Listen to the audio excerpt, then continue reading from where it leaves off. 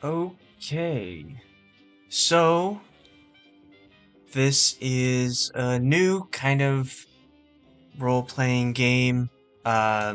It's uh, called Brindlewood Bay, and we are going to be playing some elderly women um, solving mysteries in the town of Brindlewood Bay.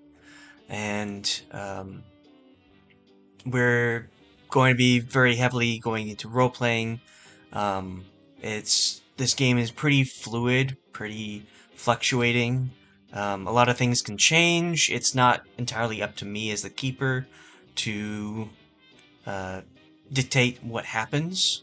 A lot of the time, the players have some improv into what things go down, how things work out, and kind of small little facts about the town and the people in it, and the mavens, the murder mavens, are a part of a book club and uh, of a little bookshop called Candlelight Booksellers.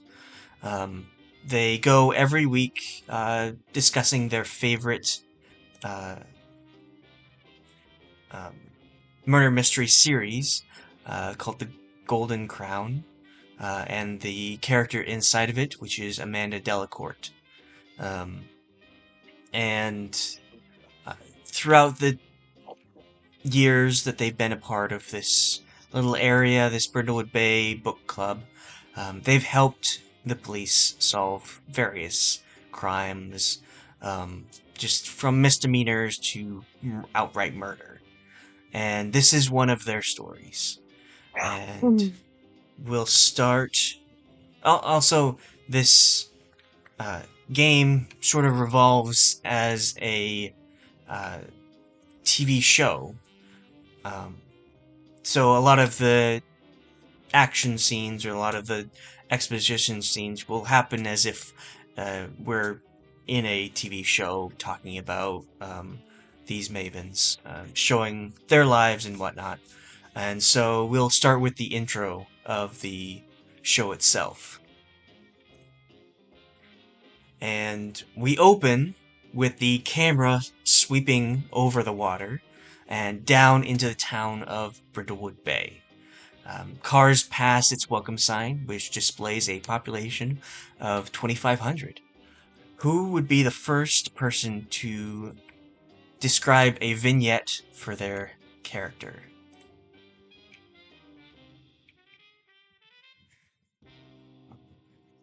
It's sort of an introduction to what your character's about and uh, short scenes of her in Brindlewood Bay. I guess we can start with Dolores. Sure. Dolores is of course, you come into this lady as pictured above. It's pretty much her daily outfit. It's the only thing she has in her closet.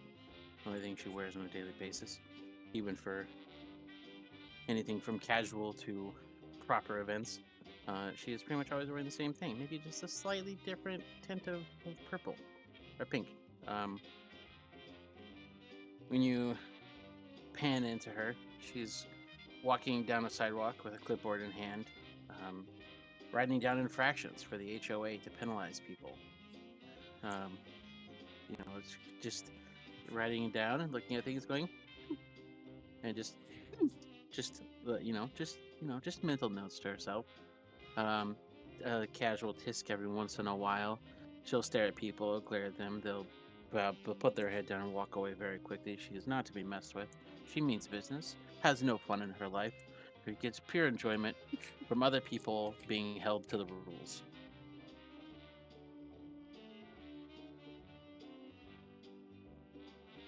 Okay, and then we cut to the marina. A boat owner throws a mooring line onto the dock. A couple of boys pull a net filled with flailing fish across the pier. An older gentleman drinks from a half bottle, half an empty bottle of whiskey as a tabby cat on a table next to him eats from an open tuna can. Who would like to be the next vignette? I'll volunteer. The camera pans to an older woman, who has dyed hair. It's clearly supposed to be white, but she's dyed it a yellow. It's a bright yellow. And she's dressed like a businesswoman who's on vacation, and she is berating one of the crewmen that is examining a yacht, and she's shaking her finger at this man and yelling at him, and then she like looks to the camera and then realizes it's there, just goes, oh yes. And then the camera goes away.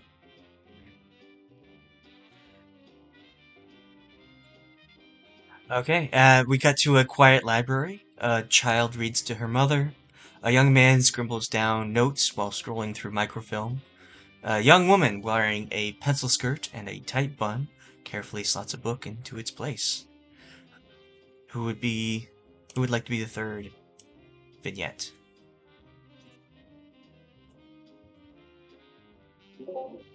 I'll go. So you see Mabel, and she's still like in the garden her gloves on, fussing with some flowers. And then she kind of nods to herself and stands up and pulls her gloves off, walks over and throws them on a bench and sits down and her golden retriever, what did I name? Marina comes and curls up at her feet, and she picks up her ukulele and she's playing it. I bought a ukulele, so she has a ukulele now.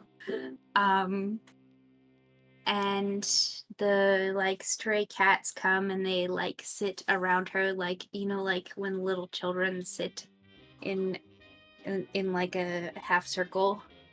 And so there's like these cats that are sitting in a half circle listening to her play in the garden, and she looks up and she's just like, she waves at the camera.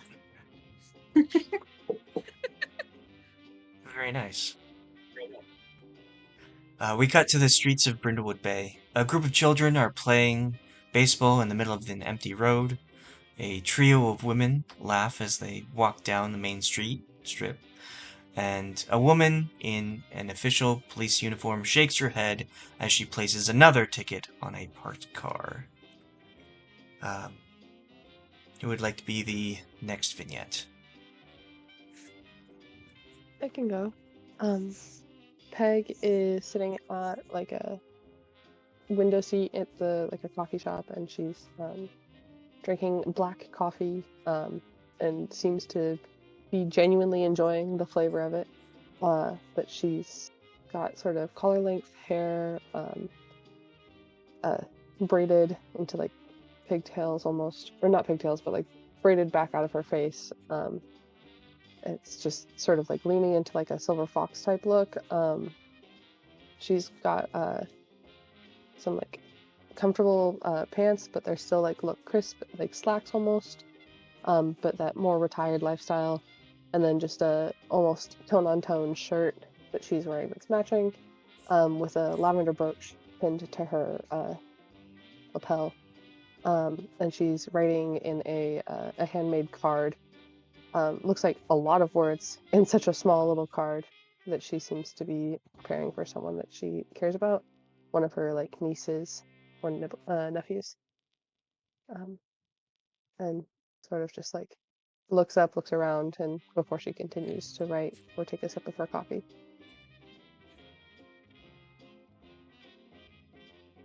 And then we cut to a shaded retirement home.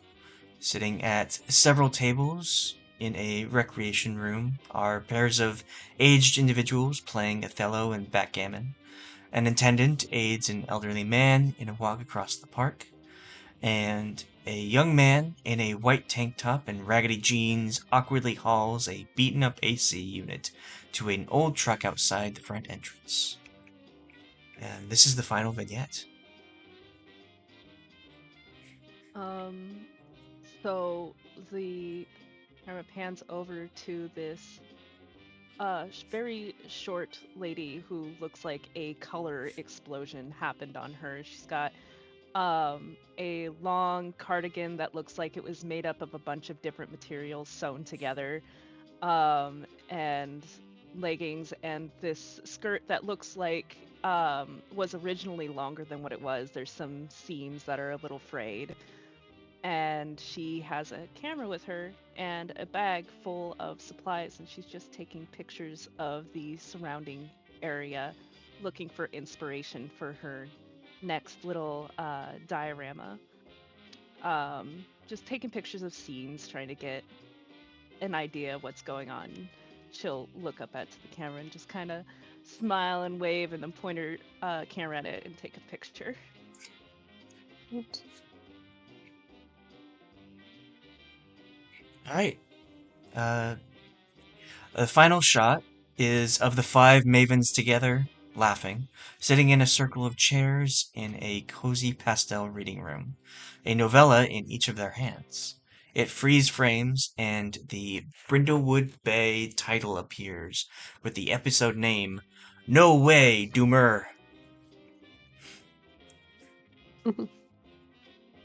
And the first scene will open with the murder mavens donning their fluffy coats in the candlelight bookseller's reserved reading room.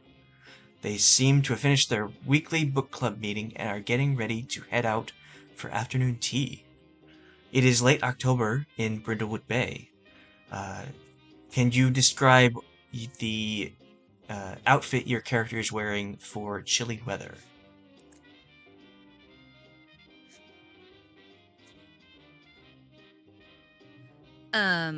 Well, Al is wearing a how cold is it? Like, is it like 60? It's like a brisk uh, autumn afternoon. Okay. So like low 70s, mid Kind of chilly. 60s kind of range. Yeah. Okay. Al is wearing a what's the brand called? Patagonia. She's wearing a coat from Patagonia. And it looks brand new. It's very crisp and clean. And she's wearing some fur gloves to go with. And she's just kind of bundling up as tight as she can.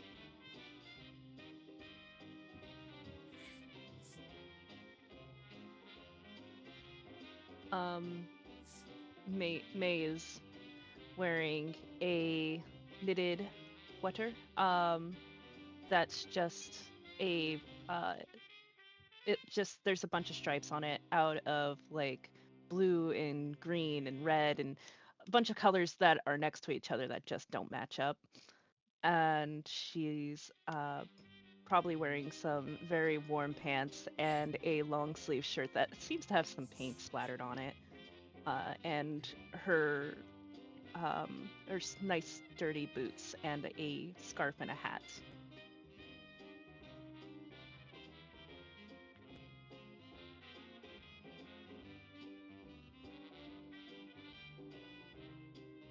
Peg is wearing one of those like denim jackets that has like the fuzzy faux fur or fur, like Sherpa. That's the word, Sherpa collar. And it was like, it's definitely too big for her. It was probably her late husband's. But she's got like another jacket on underneath it, so the added space in the arms and shoulders is nice. And then she's got just like a knit cap pulled over her head. And some sturdy shoes, but not necessarily the warmest.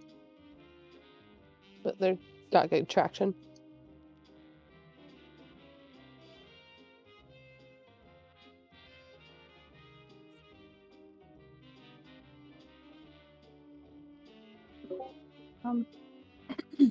Mabel has a long sleeve shirt and it's kind of, I don't know, a nice fall brown color and it's got little mushrooms all over it. Under some overalls that are not necessarily completely clean, but clean for her because they're like only a little bit the cuffs at the bottom. And she's got on some like boots. I'm trying to think how you describe them. Not like winter boots. I guess closest to like hiking boots, but not quite as fancy. Simpler than that. And then over the shirt she has like a plaid flannel shirt. And she got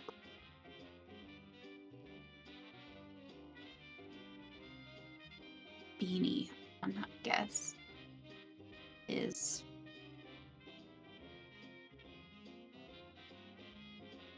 green, dark green.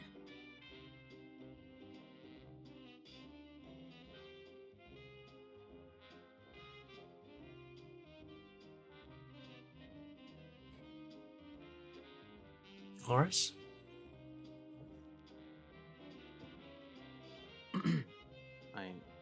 Like what she's currently wearing?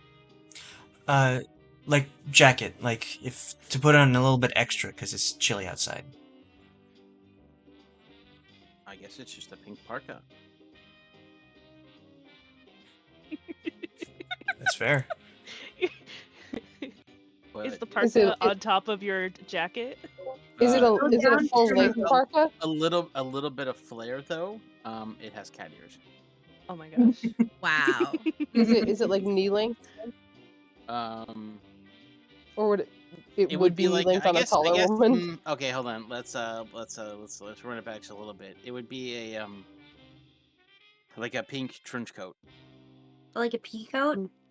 I have no And idea. a I mean, it's pink. long jacket. No, peacoat is I like. know. I'm being stupid. Come on. I don't know. You're a guy. Maybe you don't know Sometimes you just fashion. don't know. I don't want to assume that maybe No, you. It would be.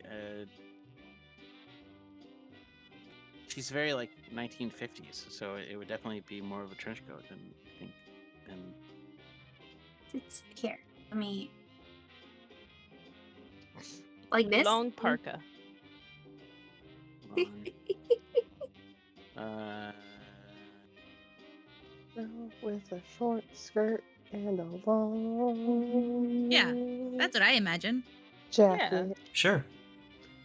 Although honestly, I was thinking of a snow coat. Well, he said parka first. That's why you thought. what's a snow coat? A snow coat is you said a puffy coat. No, I said pink. You Yeah. said pink parka. I was thinking of a puffy coat because that they correlate That's in my what- brain. Like a puffy parka. Oh, Like I understand. Not a parka. differences are important here, Taylor. Or the... Whatever. I don't care. Yes? Just I- do No? whatever you want. Yes. Huh? I Okay. literally cannot care less. Well, Done as picking on they Taylor. But they her cat is tucked into the pocket with its own matching coat Aw. Oh my god. and its own matching clipboard. And disappointed frown. Is it a hairless cat? And cat's No, brown. wait, is it a Scottish fold? I have no Is idea. that the wrinkly cat? Yeah. They always look like they're frowning. Shalini, your squeaky chair sounds like my dog is hurting herself. I'm sorry. Okay, the ladies are seen walking down a quiet neighborhood, chatting about this and that, when they see a pair of police officers and an ambulance outside one of the houses. It appears to be the house of Douglas Graves, an elderly man in his mid-80s who mostly keeps to himself. The paneling on the house looks long overdue for a paint job, and the lawn hasn't been mowed in months. One of the dark faded windows has a light flickering coming from inside, and a crow is perched on the trellis staring into the home. As you all approach the house with a couple police cars outside, I want you to tell me a fond or a disliked memory of Douglas. So, this is kind of just what do you remember about knowing Doug? This can be pretty much anything, just like more improvisation, world building, that kind of thing. As you get to different locations and different people, I'll ask you to describe a small little tidbit that your character knows about the area. So what is something that your character liked or disliked about Douglas? Who's Douglas? Did You you tell me. hear what the outside, like what I described? I heard what you were saying about how we were making stuff up, but I wasn't sure if we knew any information about. Alright. So You just approach the house of Douglas Graves. There's a couple police cars, and an ambulance on the outside. And as you approach it, I want your character to say something they liked or disliked about Doug. It can be made up. Yeah, it's We're world making the building. character Doug. Yeah. Okay. Really, it can so be we're made just, up. We're just making What are up the literally true things everything about the Doug? guy. That's what I'm That asking you. he- Okay, I understand. I will take. What are the real things about this fictional character? has been known to dress up as a quail. Whale man. Yeah. Quail man. Oh, Doug was so creative. Hardly. Kind of neglected his garden. Man clearly had no respect for himself or this neighborhood. Always planting disallowed flowers. Lawn too tall. Looks like the police are finally Oh, taking my too complaints tall. seriously. It's about time. Oh, but he always had such funny things to say, don't you think? Like what? Give me an example. I didn't break any laws. Yeah, exactly. No! Funny things to say. Fuck the cat! What?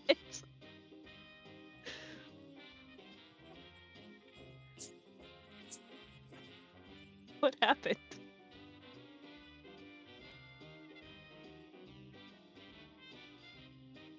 I think you're muted.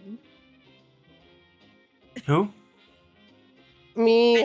Oh. She She's can been hear me and- talking. Ah! I thought at first you were talking to the dog, but then it sounded like you were talking to us.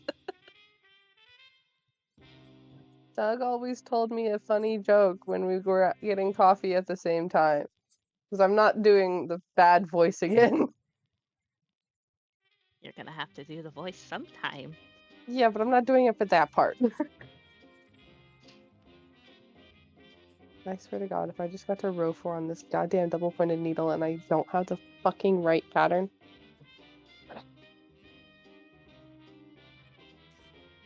You seem stressed, dear. You want a mint? Yeah, actually. Do you know where my mints are? In real life, no. They're in the snack baskets. By the microwave. It's a can of Altoids. Hey, Amanda's back. Hey, what happened to your cat? She made the air raid siren noise, which means she's going to puke. So she just puked a whole bunch in the hall. Oh. It's nice of her to warn you. All her dinner. I'm sorry.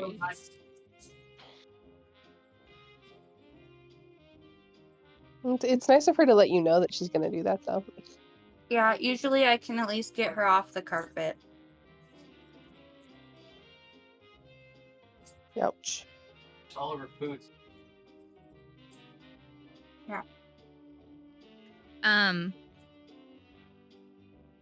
I remember Doug as being. I remember going to his door and talking to him about cleaning up his yard and having less decor, as he called it, out. And I remember he was very rude and disrespectful. He slammed the door in my face. I'm glad they're finally taking him away.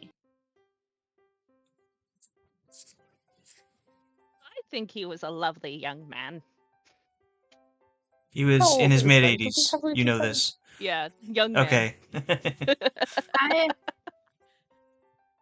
I never do trust anyone who can't take care of their yard, or at least pay someone else to take care of it for them.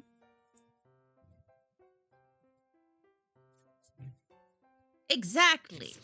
He surely had enough money. I mean, what does it cost to take care of a yard? $2,000? And he was always yelling at the dogs and cats to get off his lawn. Yeah, so I just want to know who's going to deal with his beagle that barks all the time. Oh, you don't think it's going to the shelter, do you? No, I'm sure his family.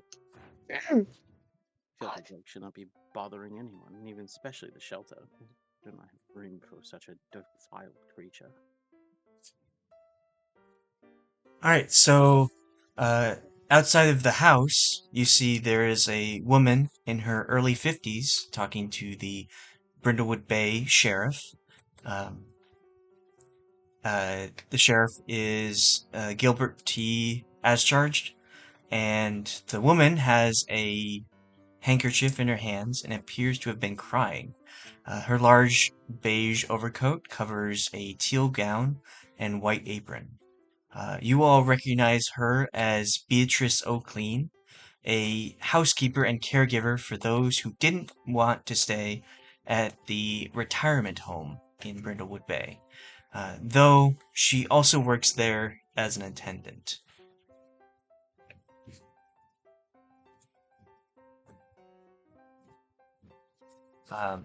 So you go up to the front area of Doug's house. What would you like to do? Excuse me, officer. Is there an officer there? Yes, this is Sheriff as charged. Sheriff Talking as to charged? yeah, talking to Beatrice. Oh, how do you hey, spell as hey, charged? Mavens. No, you don't need to be here. It's all been cleaned up there. Just keep on heading down. It should be. Oh, it looks to be tea time, right? Yeah, it's a good time to go there. What'd you say? May Yeah. is taking pictures of everything. Oh no, don't. We got it covered. No, don't worry about Oh, that. this will be such a lovely scene to make. I just got some rats in Oh, yesterday. Having it jeez. That's the biggest lie.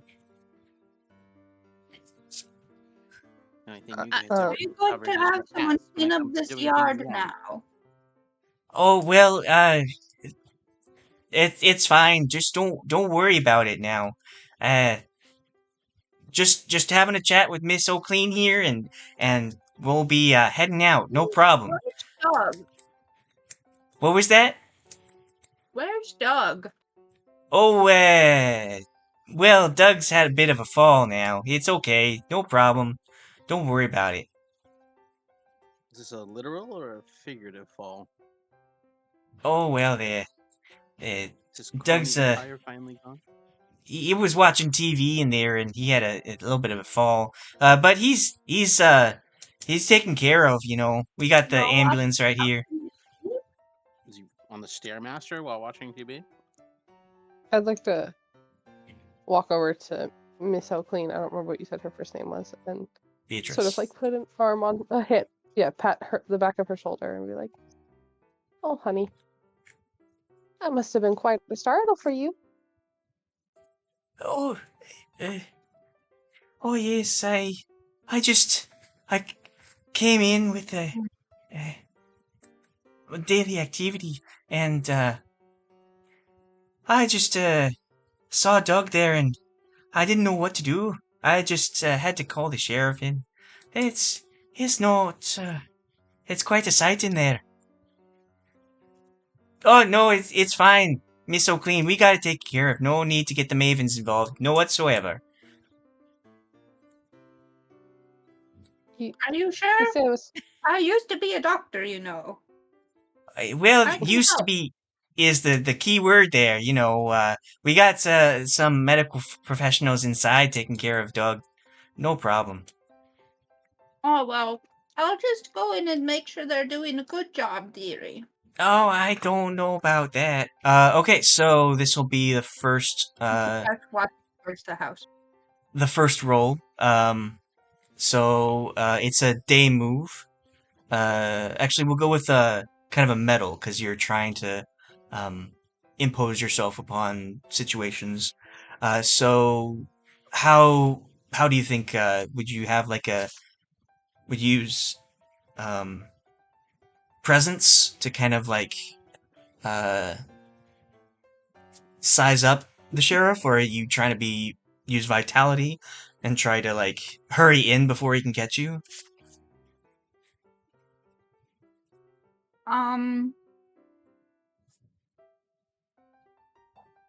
What if I use composure and I'm like calmly walking into what is potentially like who knows what happened to this guy, and she's just kind of like concentrating on going straight into the house to see what's going on. Sure, yeah. Can I'm sticking her nose in rest things. of us like help assist at all? No, this is just a single person thing. Roll 2d6 and add your composure.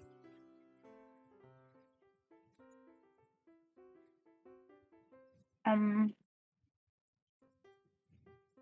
12. Oh my. And that's with no additions? Or do you have... Well, my composure is 2. Okay. 10 plus Yeah. 2. So, that is a great success.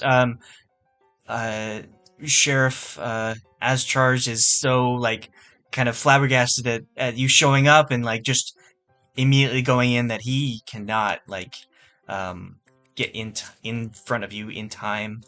And, with 12, I will say that you get a clue out of this. Throughout the whole mystery, you will gather clues, which will count towards your final theorize roll. There are hard clues and small clues. The hard clues will count towards the roll, and the small clues just building for flavor. So I will say that um, you push inside, and you can see that the house is already pretty clean. And you note the hard clue of there is uh, a shoe rack right next to the door. And it looks like Doug was pretty insistent on keeping people's shoes off. And there's a little basket next to it with those little booties with like those felt booties that you would wear instead of putting your shoes on the carpet. Mm. But yeah, so you just walk right in. Does everyone else follow? I would take my shoes off. Of course. I would Well, I never was gonna pass up a try and talk to enter Beatrice somebody more. else's house. Okay. May is falling behind with her camera, just going, "Oh, this will be great research." Dolores just has her clipboard out writing down everything that anyone has ever done wrong and will ever do in their life. So Can I like May's pull Beatrice along and ask her questions as we walk in? Like, May. like, honey, It's okay if you stay out. Sorry. So May, you want to stay out with Beatrice and the sheriff? No, I am Peg. Oh, Peg. Sorry. No, you're good. Peggy wants to stay Forgot to pick outside. anything. Yes, please. Okay, and the Dolores others. write down who does and does not take their shoes off. Absolutely. She's even writing down all the police officers who are not wearing proper foot attire. Their uniform's not fully buttoned. Yes, anything about them. Incorrectly creased pants, you name it. Ooh, a double crease, man. There's There was a something dress heinous code. about that. There was a dress code, and these barbarians are not going to defile it. And here's May, absolutely demolishing dress codes.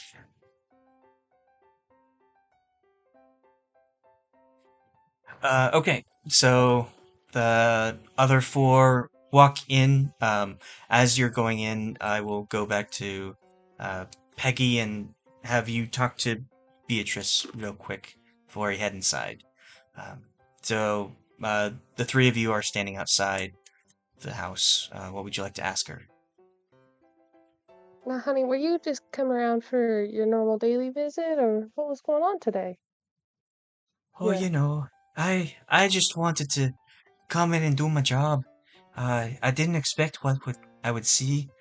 It's hard times. I don't understand why why he do it, but I did. I I I'm sorry.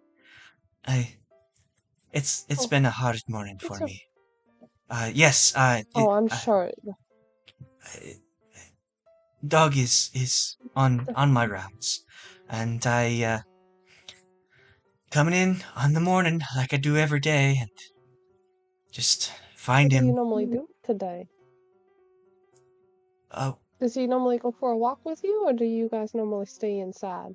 well, he does his own thing. I don't really take care of him much. Um, if he does, I do remind him of his meds, keeping his medications going and all that stuff, and sometimes he likes to go out and just do his own thing, and I will stay home and clean for a few hours, and then I'll head to my next job. Keeping busy. Well, busy's always not bored, so. Oh fuck, I forgot what else I wanted to ask her. I had a list in my head and I don't remember it. It's okay. Well, we can all see that Miss O'Clean is very good at her job. I don't think that you need to really stress her out anymore. Eh, can you do your best and get your friends out? We don't need them poking around in Mr. Graves' estate. It's just it's not right, you know. Well, Beatrice, honey, I'm just gonna kind of like nod at him, but like roll my eyes a little bit, and then Beatrice, honey, you stop by if you just need a cup of tea or something, okay? And then I'll like concedingly like follow the rest of the people in. She'll say, "Oh, thank you very much. I will. I'll see you around. Thank you, Peggy." And you head inside Doug's house. The other four individuals have already made their way inside. There's a small entranceway before you take a right, and there's a pretty large living room next to a kitchen. And in the living room, you see four other police officers. They're just kind of like looking around, and they see you come in, and when they do, they just like sigh, and they know that really nothing can stop you from entering a crime scene. And uh, you see that there is a TV on. It's still displaying the program that Doug's watching. Across from it is a rather large lazy boy armchair with a cold drink sitting on a end table. Um, and behind it on the far wall, there's ton of books on a bookcase.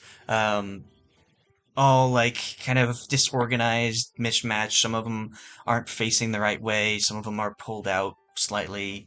Um, you see a table at the far end. It's got a lot of like old newspapers and um, some uh, stuff for like building uh, small model figurines. But the main highlight and the elephant in the room, there is in the very center a stool that has been knocked over. And above the stool, still hanging, is Douglas Graves. He has something around his neck up to the top rafter. And there are medical professionals kind of like trying to do their best to like take him down or move it so that his full weight isn't on the rafter. It appears that Douglas Graves hung himself. Quite the fall. What a coward. I knew his life was clearly miserable, but Fall to take one's own life. You should have taken somebody else's. Oh my, how sad. Points the camera. Mabel takes like a stick or something out of her bag, and she's like walking around the body, like looking at things. What is he like wearing nice clothes? Is he wearing like casual clothes? Or is he, He's wearing. does he seem like he dressed up for the occasion? No, he's just wearing like a sweater vest, kind of a button-up shirt. He's wearing slacks and the felt booties that were very similar to the ones at the front. Old people casual.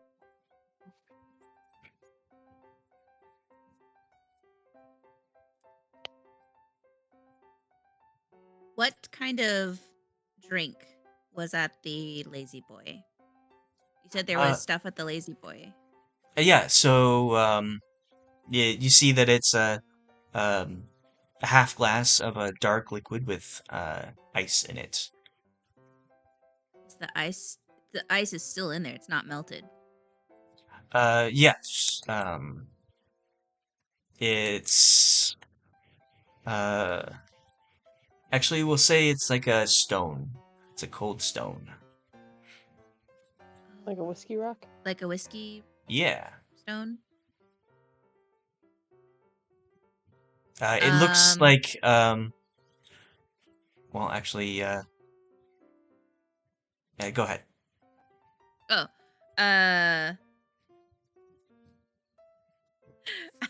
I'm wearing gloves, right? I'm wearing nice fur gloves. Okay. So I'm not concerned. So I'm going to pick up the glass and give it a sniff and see what it was. If it was a strong alcohol or something. I'm just gonna... It's still cold. Okay. We'll have that be a meddling move. And what would you like to use for this? What stat would you like to use? Like, what are you looking for in the glass? I'm looking to see if maybe he got drunk enough. If it's alcohol or what kind of drink it is, and if he got too drunk and that's what led to, making that decision. That's kind of what I'm trying to see if that's the case. Okay. Make a reason to kind of suss out what's in the drink. Sure. So how many? What do I roll? D6, D8. 2d6. Add your reason. Okay. 2d6 is a 7 plus 1 reason, so that's Okay. 8. So you smell it. It is alcohol. So he was having a kind of a drink when he was watching the show, and you can't really tell how strong this drink is or what kind of drink it is, but you do smell the ethanol in it, and you see that not a lot of it has been drunk. Like the whiskey stone is just like barely visible above the dark liquid.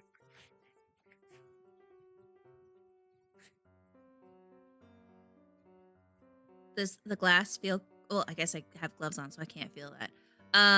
Okay.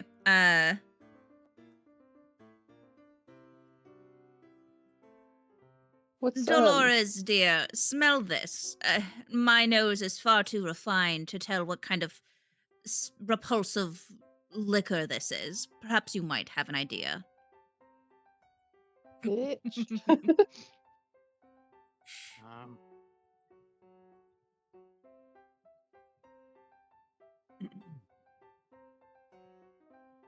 Absolutely not. Right, I forgot you don't drink. While May, they're are you Father? able? Do you consume in the spirits? Peggy walks over kind of like with a everybody knows that she does attitude as well. Yeah, give this a She's sniff. been known to enjoy a fine drink. I can tell that it's some sort of alcohol, but I That's- don't must partake be in the some spirits, but I cheap- do believe in them. of course you do. Here, give this a sniff. And it was reason, right? So reason puts me at a 12. So what are you trying to get from this?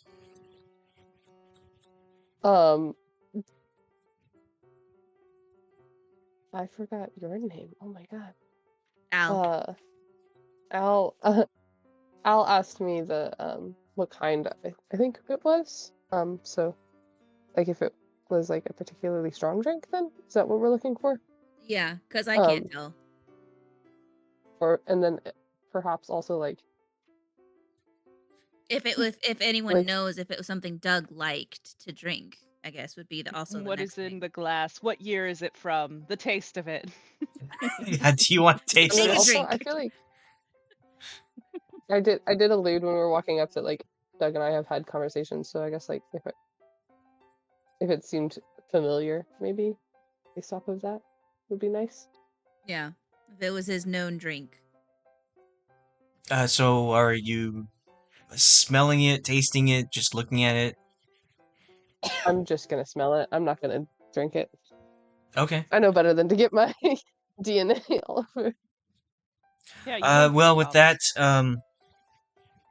I'll say that you know that Doug was very much into like well-made products. Hearty like the good old days. Everything was well made and strong. That's how he liked his drinks. And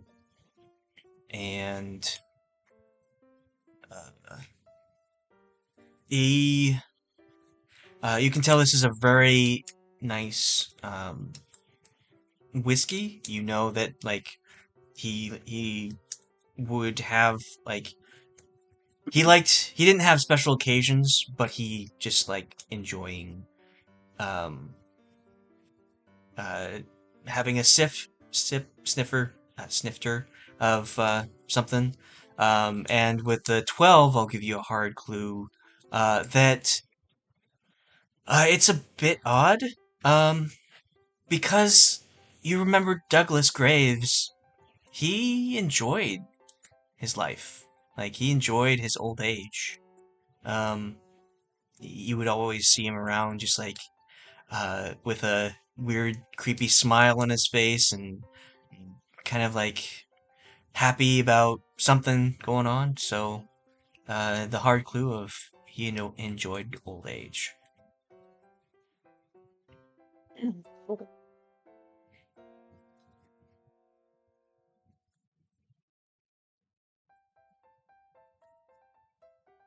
While everyone is over dealing with that, I will, like, as I'm walking around examining things, I will just like start talking to the policemen, especially if any of them look like they're like the medical person, and just kind of like treating it like a class. Like, see here, this. It means this.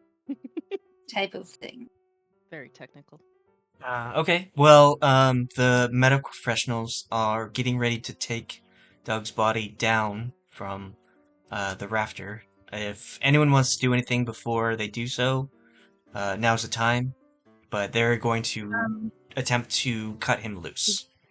Did you say it was Says- rope or something else? Inspecting the body. I heard two people talking at once. What's up? Amanda said May. she's inspecting the body. Yeah, May. You're inspecting it? What are you looking for?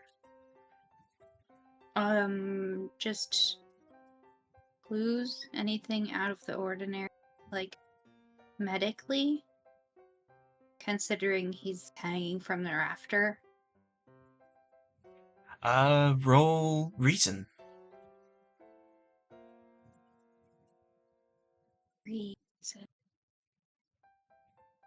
guys are both May? No. I'm Mabel. Oh, okay. I Uh, was like, this is gonna hurt me.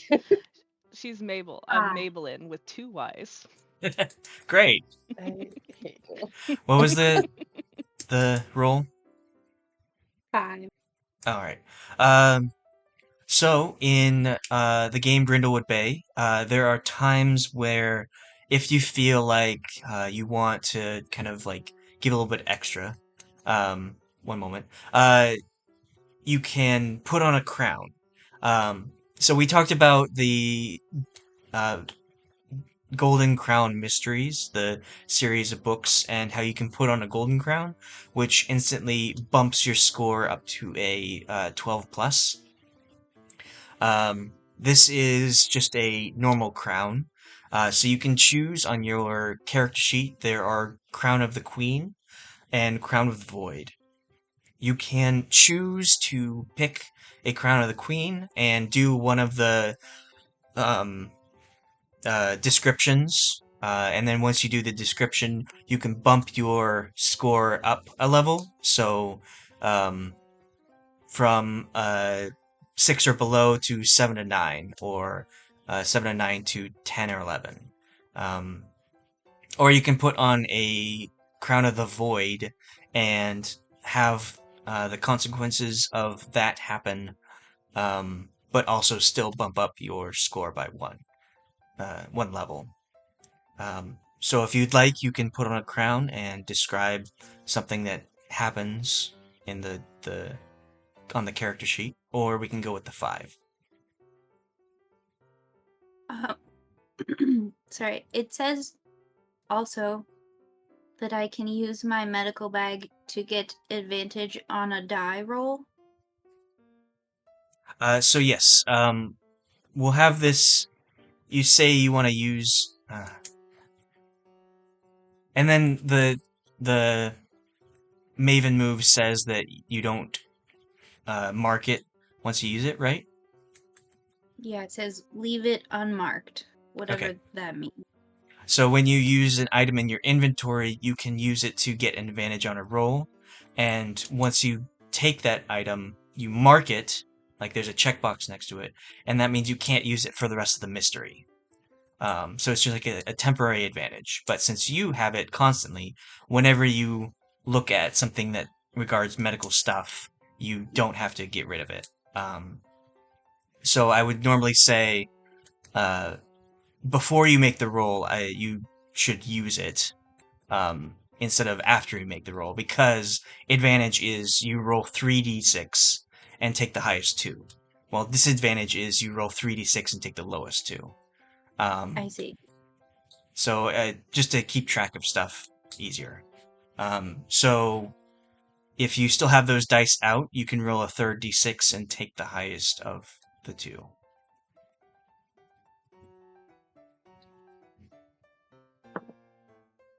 It doesn't matter. Okay. It's another 1. Those are so light in comparison. Okay, let's quickly go to May. What did you say you wanted to do before they took it down? Yes, she's going to the furthest corner of the room, or even if there's a hallway just outside the room, she wants to get a full picture of the scene of like everybody moving around, the medics and the ladies poking around and stuff, and she wants to just get a full picture. Okay, yeah. So you see that the medical personnel are about to take it down, so you quickly go over and get that quick snapshot. Mabel, you go over to examine, but the medical personnel just like, it's okay, ma'am. We got this. Don't worry about it. And before you can get to examine the body even further, they manage to cut the line above him and very carefully bring him down to the floor, where somebody is bringing a gurney in to take the body out. Is it rope or is it something else? I Now that will it's down have. by the floor, On the floor? Or now that it's down, like, not obscured by the body. I'll have you Or- roll a reason.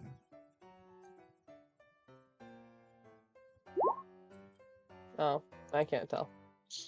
I think I forgot my Uh, glasses. Again, if you want to bump it up a level, you can do a crown. But you don't have to. From this I don't distance, think you I really do. can't tell what it was hanging from the rafters. It's just, it's very difficult to see. Yeah, there's not enough of it to identify. But so the officers start filing out. The sheriff, as charged, come in and starts to puts his hands on his hips and it's like, Mavens, why'd you just have to come in and do your thing? It's just he wasn't feeling himself, just having a bad time. Uh, uh, some people are You knew at he their was wits' having a end. bad time? I'm sorry, what was that? Did you know he was having a bad time? Well, obviously, 'Cause look, it's an open and shut case. You just see that he hung himself. No need to I make it just even worse. I just mean that I was talking to him this morning, like we always do at the coffee shop, and he seemed to be his normal self. Well, sometimes the happiest people just, aren't the act how they are. Sometimes, they talk to at the end of their rope. They talk to people and they Whoa. say, That is Whoa now. oh, Whoa. I Watch your words, officer. don't take it literally now. I'm just saying, sometimes the happiest people go out and say goodbye to all their closest people just before they end it all. And who did he say goodbye to before he did this? Well, Definitely not me. May was talking about how, he's just talking like his normal self. He's just acting like he's totally fine. But then, So, he had some demons inside. like what? Are Like you- actual is- demons? Have you I- seen them? I'm not his Are you his psychiatrist. I'm not a psychologist. I don't know. I'm just here to just make sure everything's not as making sure that you little old ladies don't come in and mess up the place. It's keep the dead sacred. Don't make Like his it's ghost demons. angry. Maybe we should call a priest. Did I hear you correctly? Did you say mess up the place? Yeah, I mean Are he had his you own wearing the situation. booties? Oh, why we would Ah, never. We're jeez. good looking. Well, I it's fine. Well, You're Miss here O'Clean trekking said in mud, and we're the one that there are was stuff that never mind. Don't need to know these things. I just need you. Yeah, can you just clear out? You seem awfully interested in making sure this case goes away as soon as possible. Well, But I've tried to get this man out of the neighborhood for 30 years, and he kills himself instead of moving. well, I'd say that's the fastest way to Oh, get out you of must here. be quite disappointed.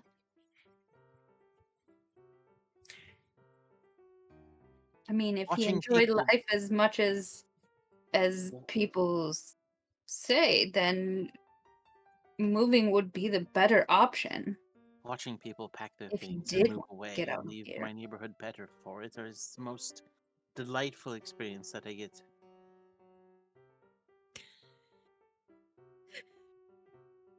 It really gets you going, does it, Dolores? Absolutely. Well, at least something makes you smile.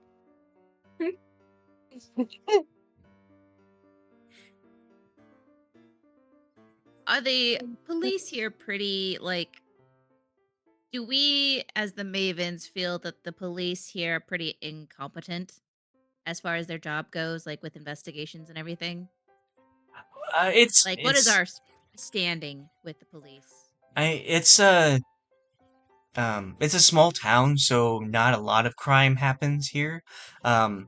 Sometimes, as the Mavens, you seek out problems just to have something to do and to live out your life, like Amanda Delacourt, your fictional role model. So, I mean, it's not like the Mavens are the ones causing the crime. It's just the police would like it if they took the credit more often than they did. Maybe they did their We job. hurt their egos. If they actually did the work, then the credit would not be that hard to come by. Chef Charge, did you just say that you cleaned up the crime scene? I didn't see any of your forensic photographers around. Oh no, we didn't clean anything up. Did I say that? I mean, they put the body down. Miss O'Clean was here to clean up the house, and that's where she saw Mr. Graves. To clean out the house, you say? But So that was she already knew when she came. it's her job to clean up. She's a housekeeper. That's why Doug hired her. You just said she was here to clean out the house. So did she or did she not know about the state of Mr. I believe Oh, she it's in called there the somewhere. police. Mr. Graves before she came to the house? What? She comes in every day to take care of him. All the rumors saying he was hung. I don't understand the question. She's the housekeeper. I was just getting caught up because you said that it was a right mess in here, and now I don't see a mess. Well, I mean, he's got his stuff on the table. Like, there's a bunch of stuff not in order. I don't know. He's not a very clean guy. That's why he has to hire a housekeeper. I mean, it does reflect the state of the yard. The housekeeper doesn't take care of the yards. They just take care of the inside of the house, not the outside of the house.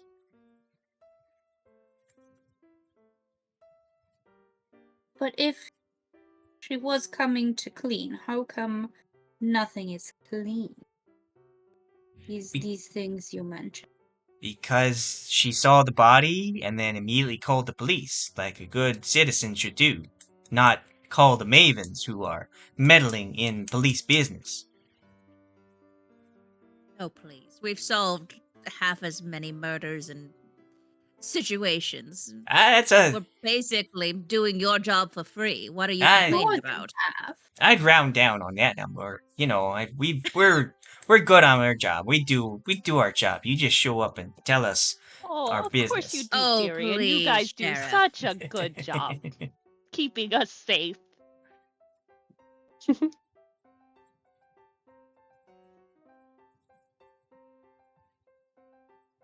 Is the TV still on? Yeah. Okay. What's it? TV still on. Cold glass. Oh. You said there's stuff on the table. Did Yeah. anybody What's the TV playing?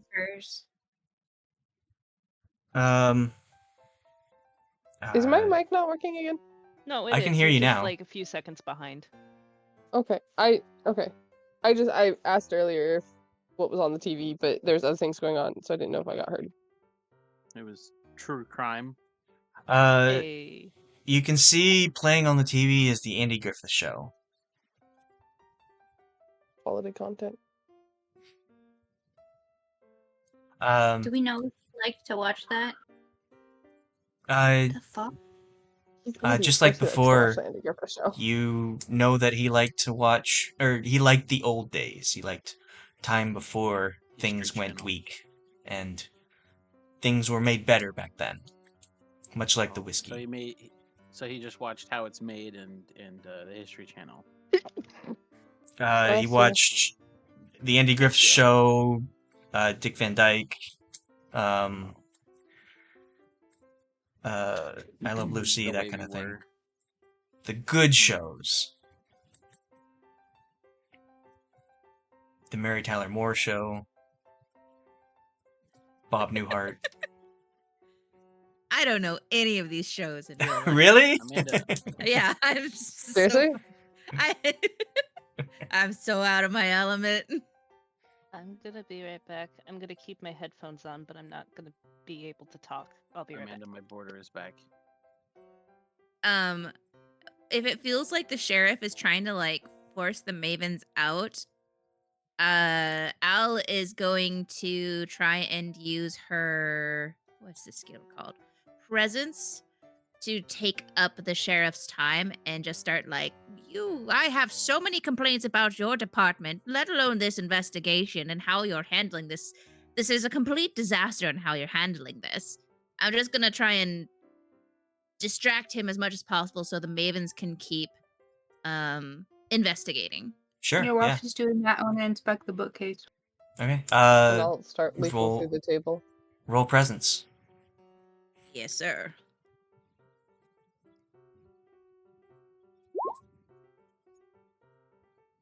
It's not her roll. Hold on. Let me get because the dice roller and d20. Let me get some dice real quick. Hold on. Okay. Inspecting the table. Another metal. I guess it'd be a reason. Reason roll. Reason? Okay. So it's gonna, I think, put me at a 9. I'm trying to get back to the right tab. Okay. Yeah.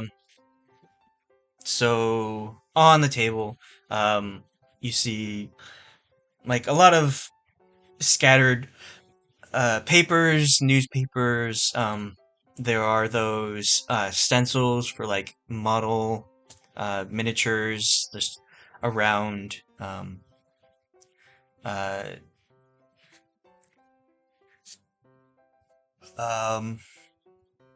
you can determine that like a lot of these models are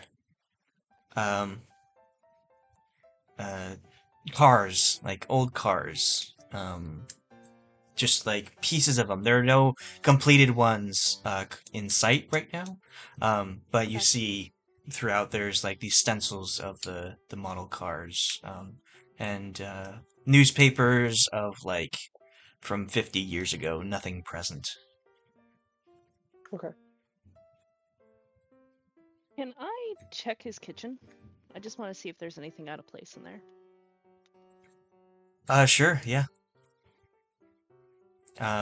What are you looking for? Just looking to see if there's any food made, or if there's like, if he left the bottle of whiskey out or something, or even checking his fridge to see if there's stuff in there. Just looking for anything that might be a little out of place if somebody decided to, end their life right there. Like if he's having stuff being prepared. Okay. That will be a reason also. Can we get the presence roll for Yes, Al? I got 2 4s, plus 2, so it's a total of 10. Okay. So yeah, you are able to like just keep him busy, and like he tries to like lean around you to stop Peggy from like looking at the stuff on the table, but you pop your head up front and you're like, "No, I'm talking to you, mister." So yeah, you are able to keep him distracted. Wonderful. Um, Carry on, mavens. We have work to do. and Carry on your main. I with that 10, I will have you, as you're kind of like looking past um uh the sheriff, you can see on the carpet beyond the entryway there's another hallway, and you note there's like a little bit of dirt, dirty shoe prints that are leading down the hallway. Let's go back to May. Can you give me a reason roll? Yeah, what do I have to roll again for that? 2d6 plus your reason stat. That's my reason stat. Plus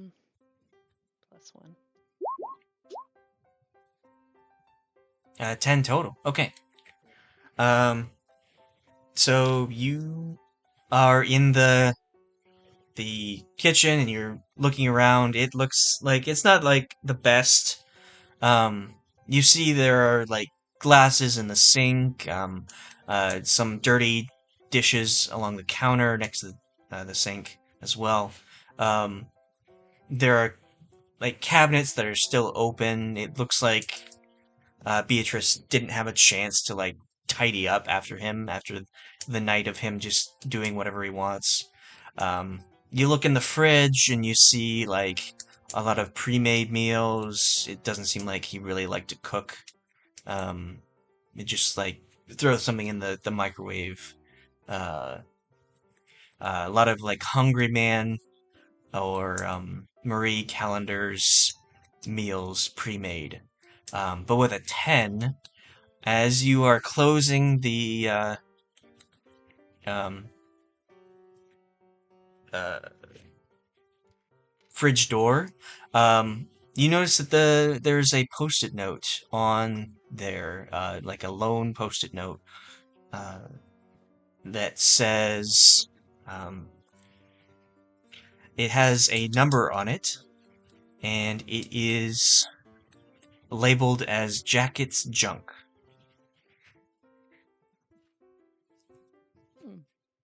Jacket's junk. I'm going to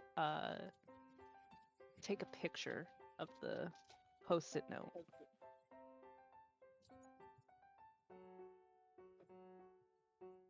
She's gonna see this mess and just go, With what? "Oh my goodness! It looked like a tornado came through here." Or What are maybe you my taking a picture kids. of it with? Hmm? What are you taking a picture of it with? Oh, I have my camera. I'm taking a picture with my camera. She doesn't have her pen or notebook with her. She just has her camera today because she was just going out for a little bit with the Mavens.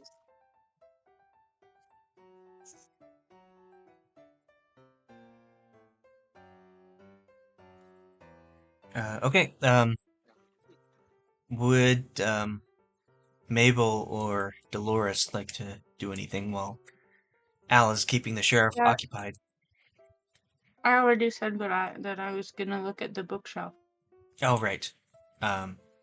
Okay, I'll have another reason roll.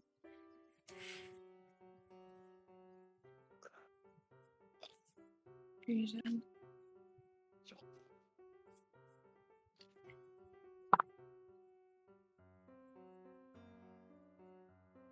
Ten.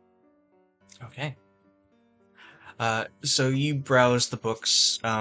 It's like a lot of variety. It doesn't seem like there's any specific theme. You do see like um, books about old cars is probably the most popular, but the rest seem just out of place. It's just a random assortment of books that don't really belong. And as you're kind of skimming through them, you push one of them aside, and a little piece of paper falls out. It looks to be a one of those library cards that has a list of books checked out thing. This is for the town library.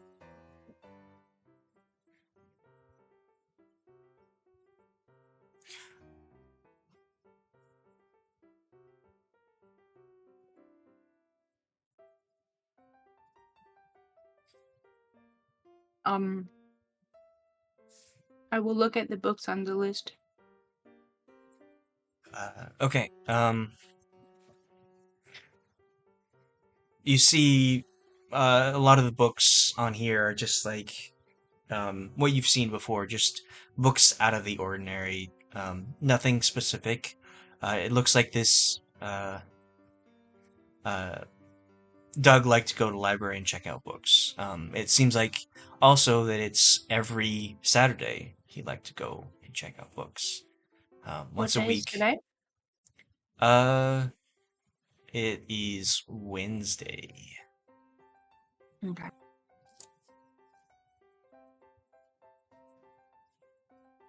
The most sorry. The most recent ones, are they did I see them on the bookshelf? Yes, you do see the most recent ones still on the bookshelf. It seems like he hasn't returned them.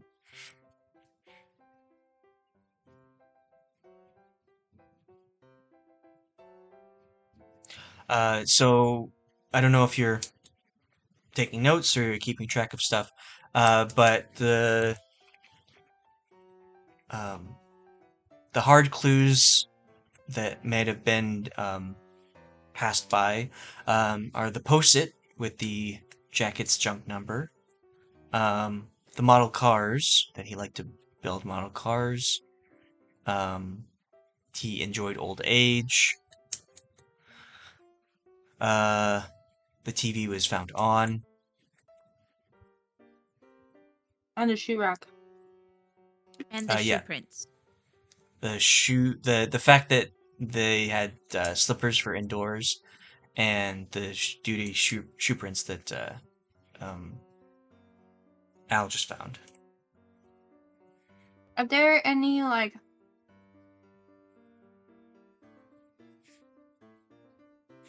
wait, you said Al found shoe prints? Yeah, I'm talking to the officer. I'm berating him about how sloppy he is with his investigation and just trying to buy you guys time. And I notice footprints. Then I bring it up loudly to the police officer, like, look over there! You'll have your men tramping about, leaving dirty footprints when clearly this man cared about no shoes on in the house. Just absolute fools running around amok in this place. The sheriff will like look behind him and say, "Well, none of my officers went down there. Like the crime was happening in here. I don't know what happened over there.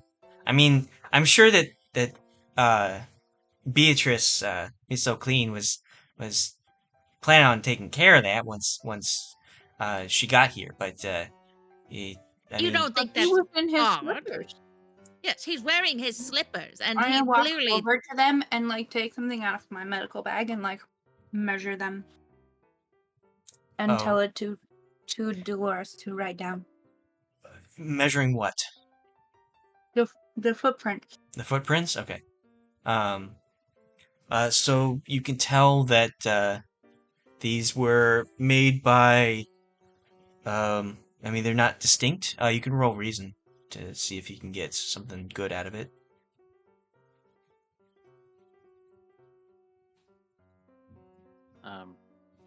Okay. 4. The footprints you can't really. They're all different sizes. You can't really get a good measurement on foot size. Also, the design on the bottom of the shoe didn't really leave a good spot. It just looks like someone just splotched a bunch of footprints down this hallway. Do they look like police boots? You can't tell. Are they leading somewhere? Like, can we tell the direction? Smudged. Yeah, they're leading down the hallway. But after a couple steps, it looks like the dirt faded, so you can't tell which of the rooms they went down. What color are the footprints? It's like dirt or It's like a soil. a red soil, a brown soil. Black soil.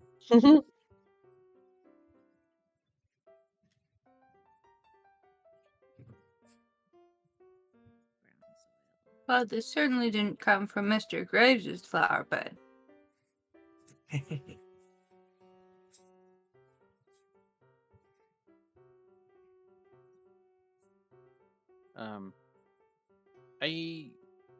Dolores is just one that takes in people's confidence in themselves, especially when it comes to being in her presence.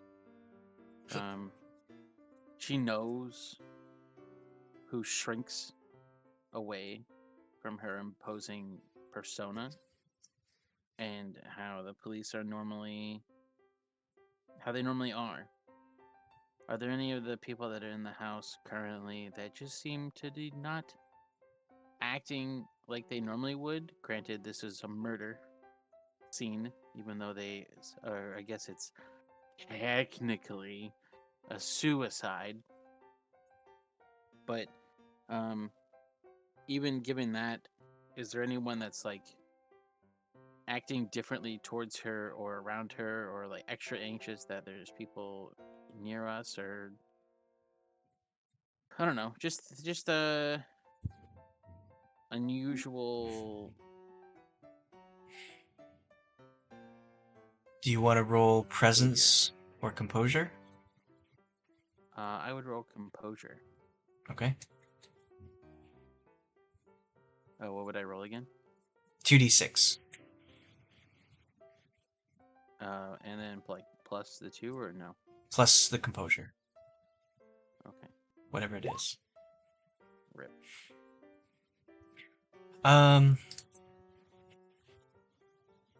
You can tell that people are like uneasy, but it's not because of Dolores. It's because of the Maven's reputation. So the police officers are filing out. They're leaving the medical personnel to put the body onto the gurney to take it out of the house. Sheriff is still inside, and you can tell that they're all just nervous because the Mavens might make this overly dramatic thing that's very simply a suicide, not anything else. They're just gonna blow it up out of proportion, and they just don't want to have to deal with that kind of press.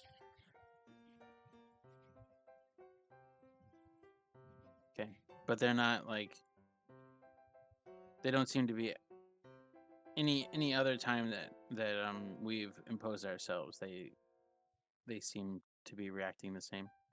And no one in the house is doing anything like out of the ordinary of what you expect. Okay.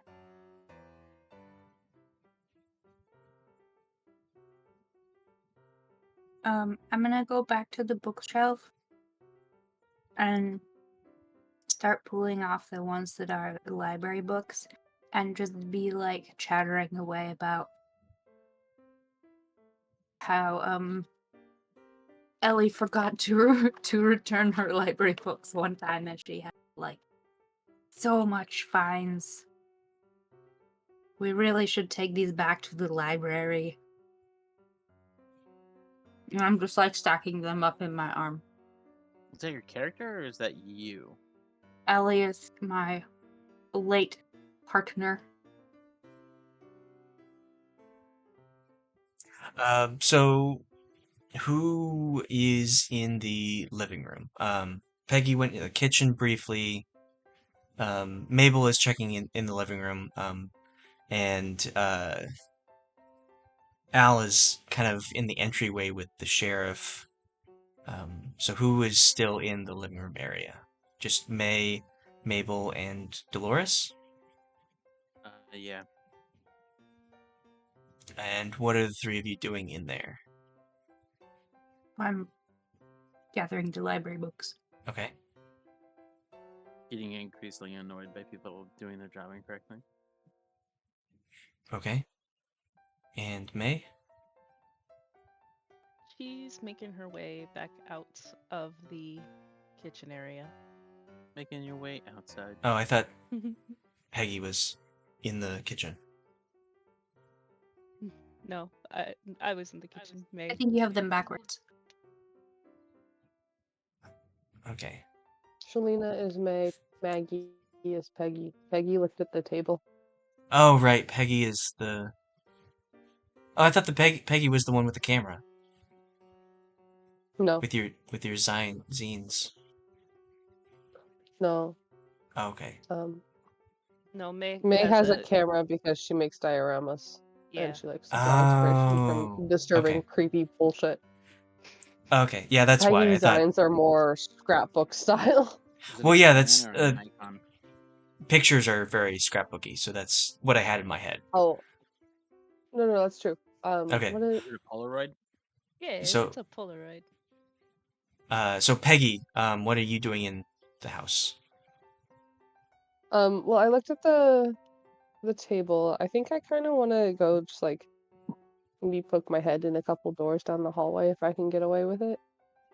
Okay. Um, So, just to, Dolores and Mabel, Dolores and Mabel are the only ones in the living room, and the two of you hear some distortion coming from the TV, and you turn and look, and you see an image flash on the screen for maybe 2 seconds, enough to just see it, but not enough to it be different.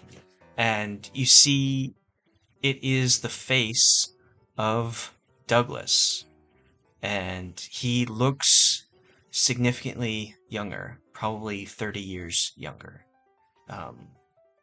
And you are startled by this, and I want you both to roll composure as you try and keep yourselves from wigging out. Wigging out. pinching. They Like start convulsing. the young kids, what the young kids say. Clutching my pearls. So Mabel and Dolores, can you roll composure? Absolutely.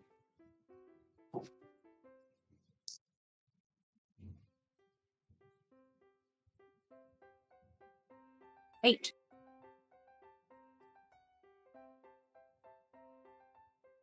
Sorry, my dice roller thing is like one line. It just Yeah, hates you. I just got. All I did was just go and get some hard dice because I was having issues with the roll 20 dice thing. um, I have some dice if you want to come get them. You can also type /R 2d6 plus whatever your Yes. composure is.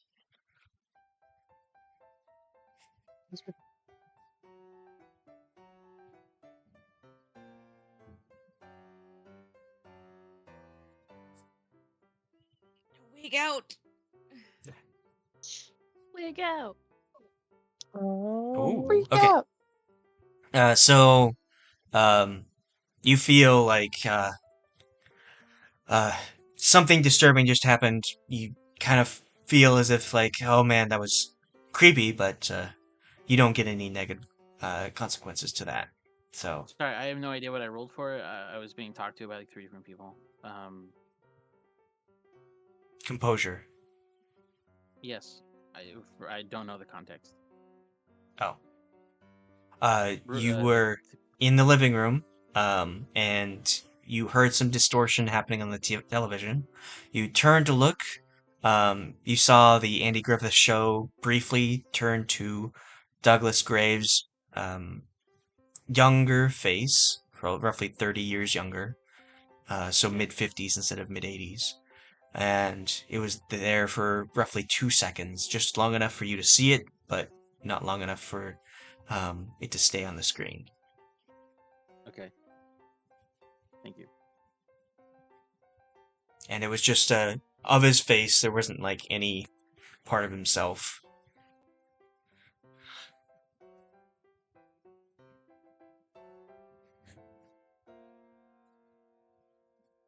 And Peggy, you said you were heading down the hall. You head down the hall. There are a couple doors left and right.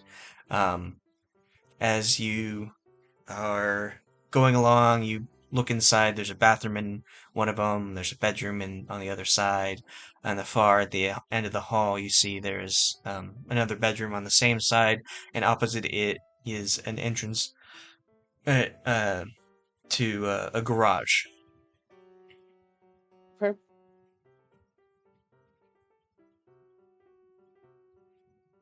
Um, Can we take a quick break? Because Taylor has to like move the car and deal with some stuff really quick. Sure.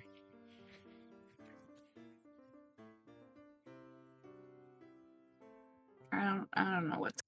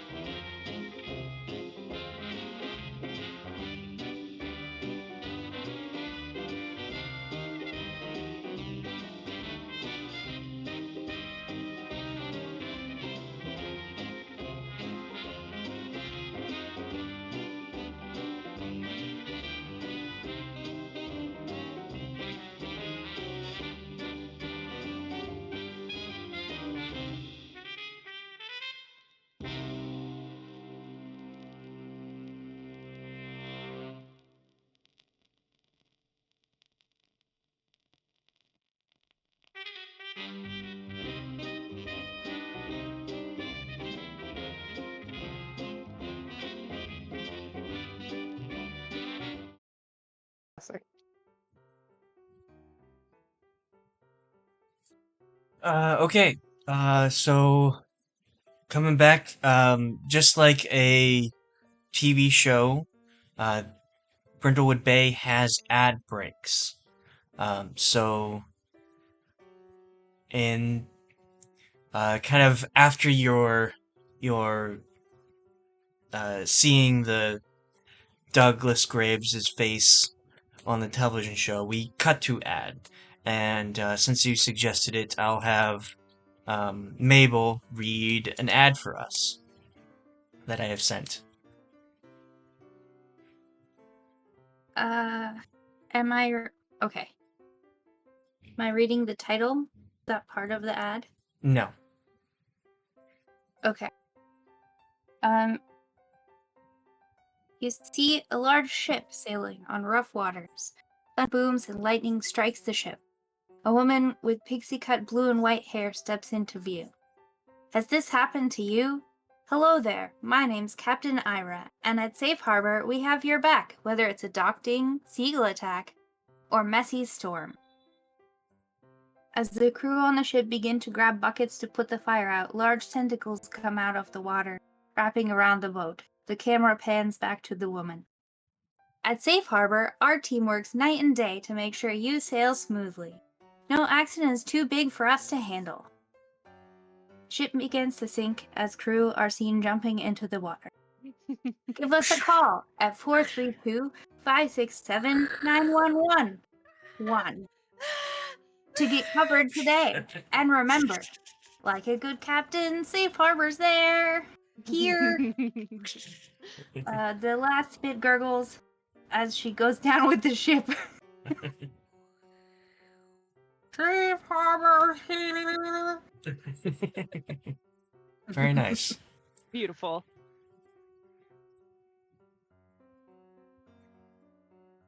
Okay. So, Wow. have that commercial and then come back to our regularly scheduled programming of No Way Doomer. And we have um, Peggy, right, going down the hall, looking in some of the rooms. We have Al talking to the sheriff. And Peggy is going from the kitchen back into the living room where Mabel is checking out books and Dolores is kind of checking out the medical crew taking Doug out of the house. I would like to go into the garage because I feel like that's where his model cars would be. Okay, well, good luck as you sort of more go into this garage. It seems like a car would not fit in here. It is lined with boxes and bins just stacked up, blocking everything. You can squeeze by, but you would not be able to get really into there. Would a Yeah. model car fit? I wouldn't be able to see it. You can. Does it look like anything's been knocked over, or is it still just nicely, or not nicely, but stacked well? You can make a metal move, and Okay. what stat would you like to use to kind of maneuver and look around? You can use reason or vitality if you're trying not to knock anything over. Composure to keep yourself calm, steady.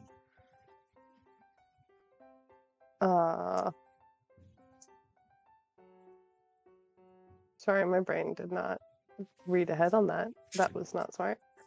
I think vitality. I think balance is gonna be the making sure I don't want to disturb anything Okay. and trap myself. I say that, and then I rolled a 3. Total? So A 2 and a 1 because I plus got a nothing? 0. Yeah. Oh no. Okay. So you push into this garage and push past some of the boxes as you're looking around, checking to see if there are any of these model cars. And as you're squeezing by, you just manage to push some of the boxes, and they begin to sway as if they're going to collapse.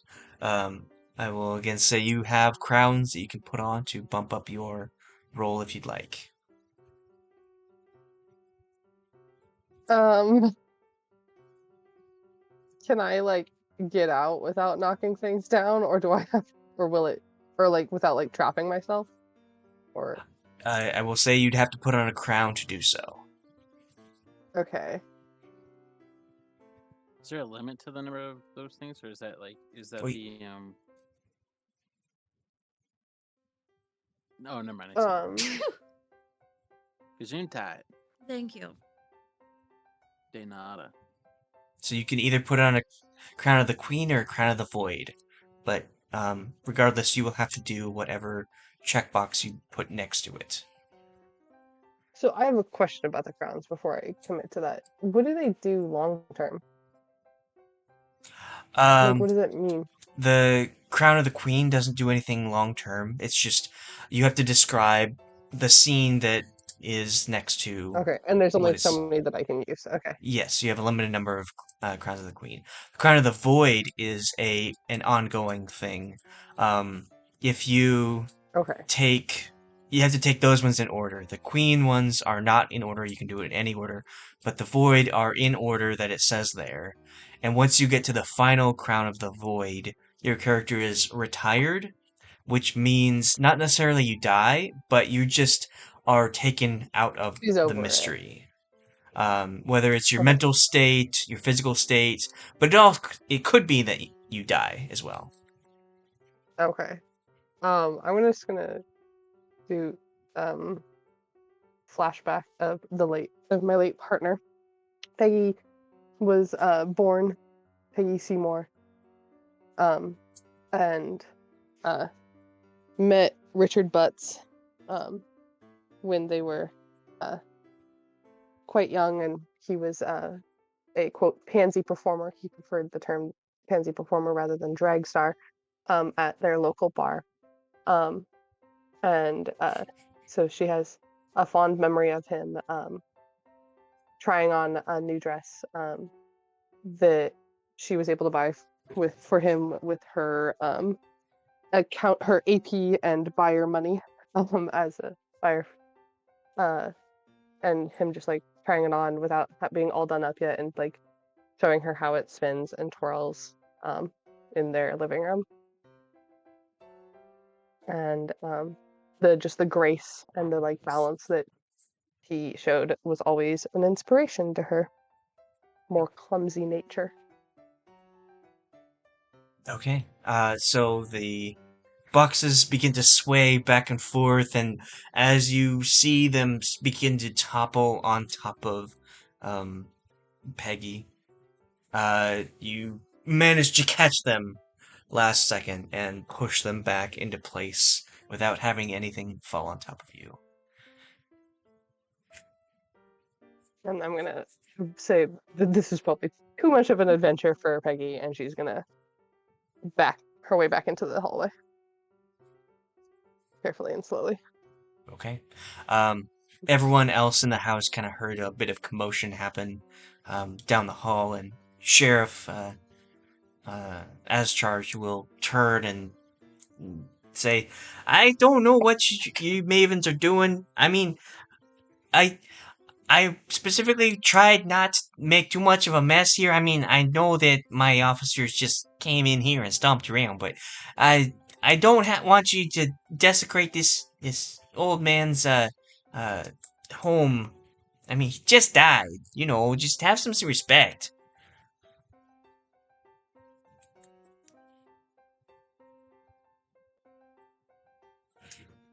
I was just tripping. You know I'm not as balanced as I once was. She's tripping balls. Well, Hey. I would like everyone to please exit the home before you cause any more destruction of this property.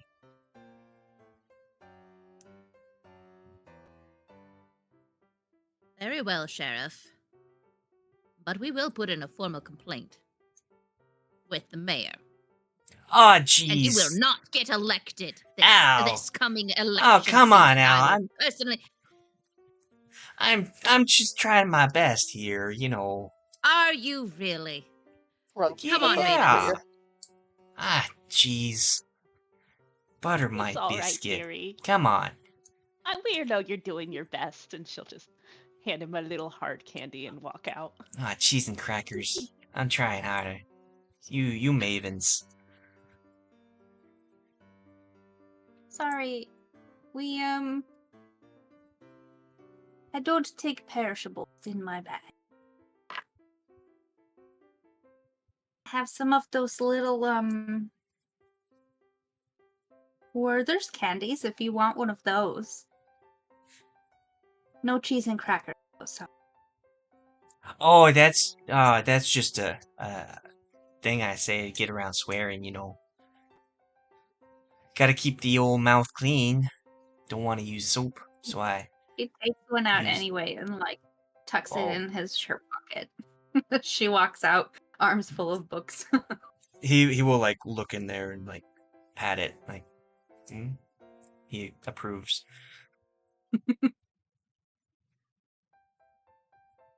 Mabel, you said we need to go to the library, return those books. Mm-hmm.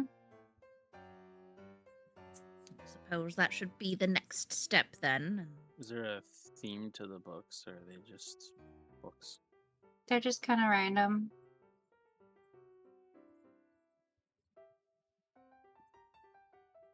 I'm assuming the ones about model cars are the ones he owned, not the ones from the library.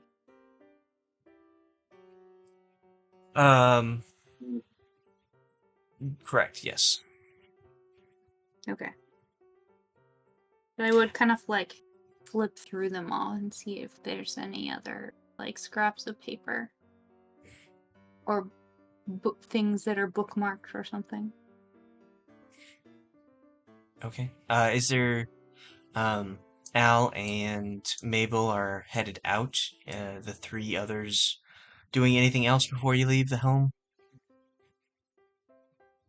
Oh, yeah, no, Mayday left with them. She handed the officer a candy. Oh, okay. I'll follow along as well.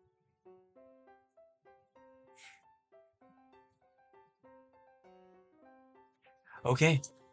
So you all head out, get your shoes back on, or take the little booties, slippers that you might have put on your own shoes. Take them off and place them back in the basket. And you head out, and um, you notice that it's kind of drawing a crowd. You see on either side and across the street, some neighbors are either standing on their front step or poking their heads out the window and kind of like looking at the commotion that happened in their neighborhood. And you notice that there is another police officer that you hadn't seen when you walked into the house. Um, you see her, and she looks like she's like absently writing something in a notebook, but like trying to peer over and see everything that's going on in the home itself. And the five of you exit the house along with the sheriff. The Douglas Graves is on the gurney and being pushed out into the ambulance to be taken away. And once the sheriff exits the home, you see the police officer that is new to the scene, kind of like look like she's finishing up whatever she's writing and like just slap a piece of paper on the car that she's next to and then quickly walk up to the sheriff. Um, this officer. She is the pretty much the only traffic officer that deals with the intercity stuff. She doesn't. She's not allowed to do like speeding tickets from outside of the town. She mostly just takes care of the like traffic infractions inside. Her name is Lauren Order. Or Officer Order. Um, she is very clean and pressed. She has ear flap hat and heavy boots. And despite the time of year, you notice that she's always wearing a heavy police jacket as if she's always cold. But she will come like uh, toddling up to the sheriff and be like, "Oh, hey, is there? What's going on? Sheriff, I noticed that there were a lot of cars around here. Is there something happen?" And the sheriff will be like, "Oh, Lauren, there's nothing to do with cars in here. Like it's fine. Douglas is just well, he had just sort of a bad day, as it were. Yes." And she says, "Oh, He does have a lot of model cars.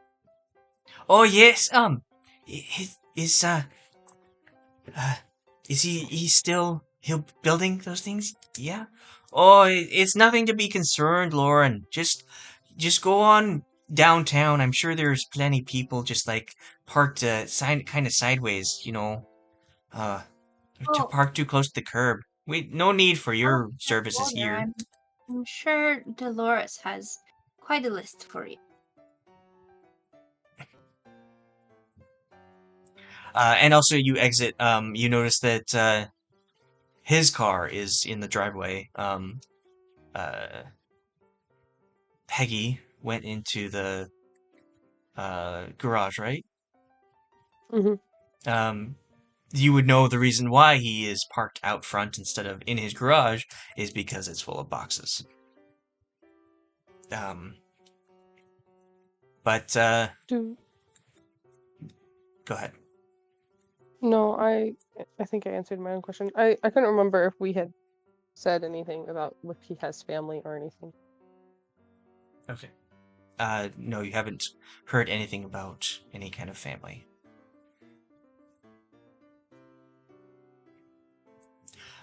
Lauren will continue. Oh, but he has quite a uh,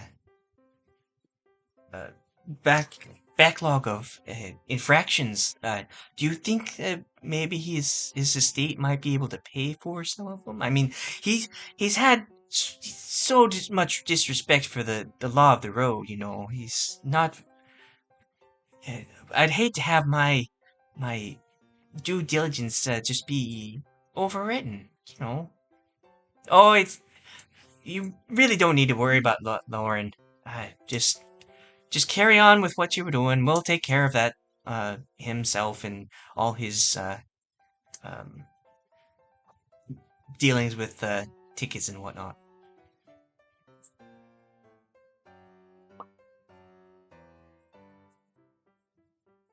Is there anything anyone would like to do in this sense, or just heading out? I will kind of nudge Al and be like, perhaps you should speak to the neighbors and see if they seen anything unusual. The neighbors. All right. Well, they're here watching. That's true. Okay. What are some neighbors that I know would be next to Doug's house? Um,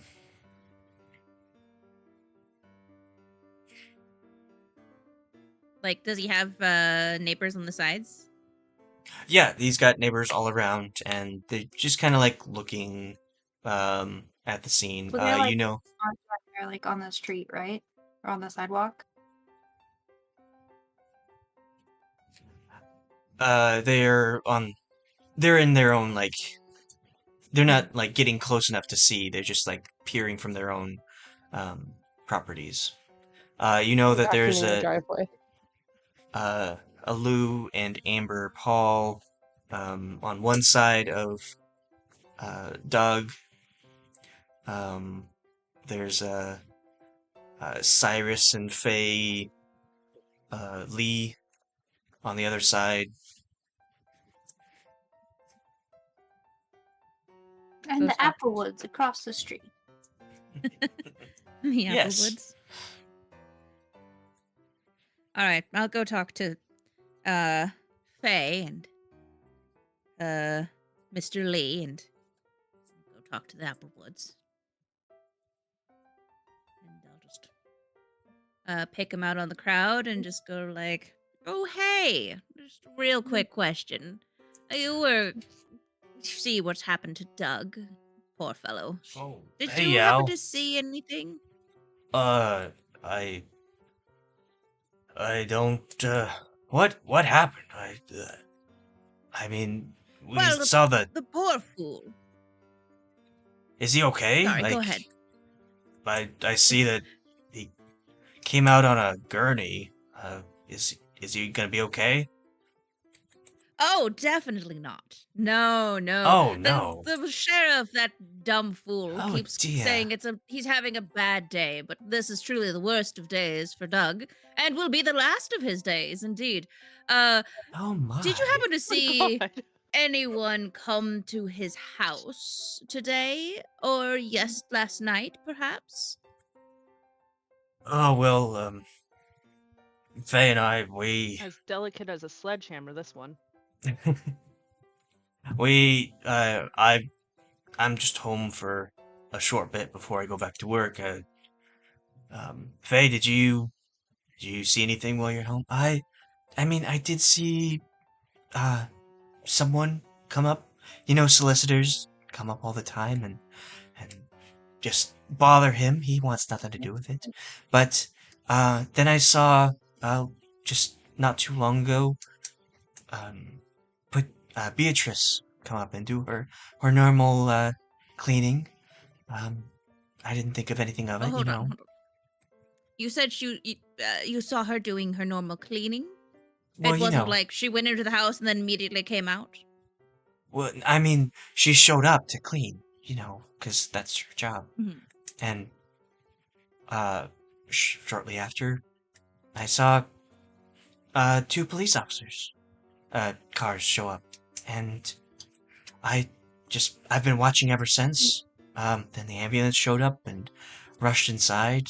Uh, Sheriff, as charged, brought out, Beatrice and, um, began talking, and then the five of you showed up. And, after you went inside, my husband came home for a quick snack, and now you were talking to us. Yes, yes. You say solicitors. Did he happen to have a solicitor come by, enter the house, perchance? Did they come Say, to your house too? yeah. Oh, didn't come by here, right? I don't know. Maybe um, there have been talks about, actually, I'll have you roll a, what's it called? Uh, Presence? Sure. Try and get So a little bit extra 2d6. information.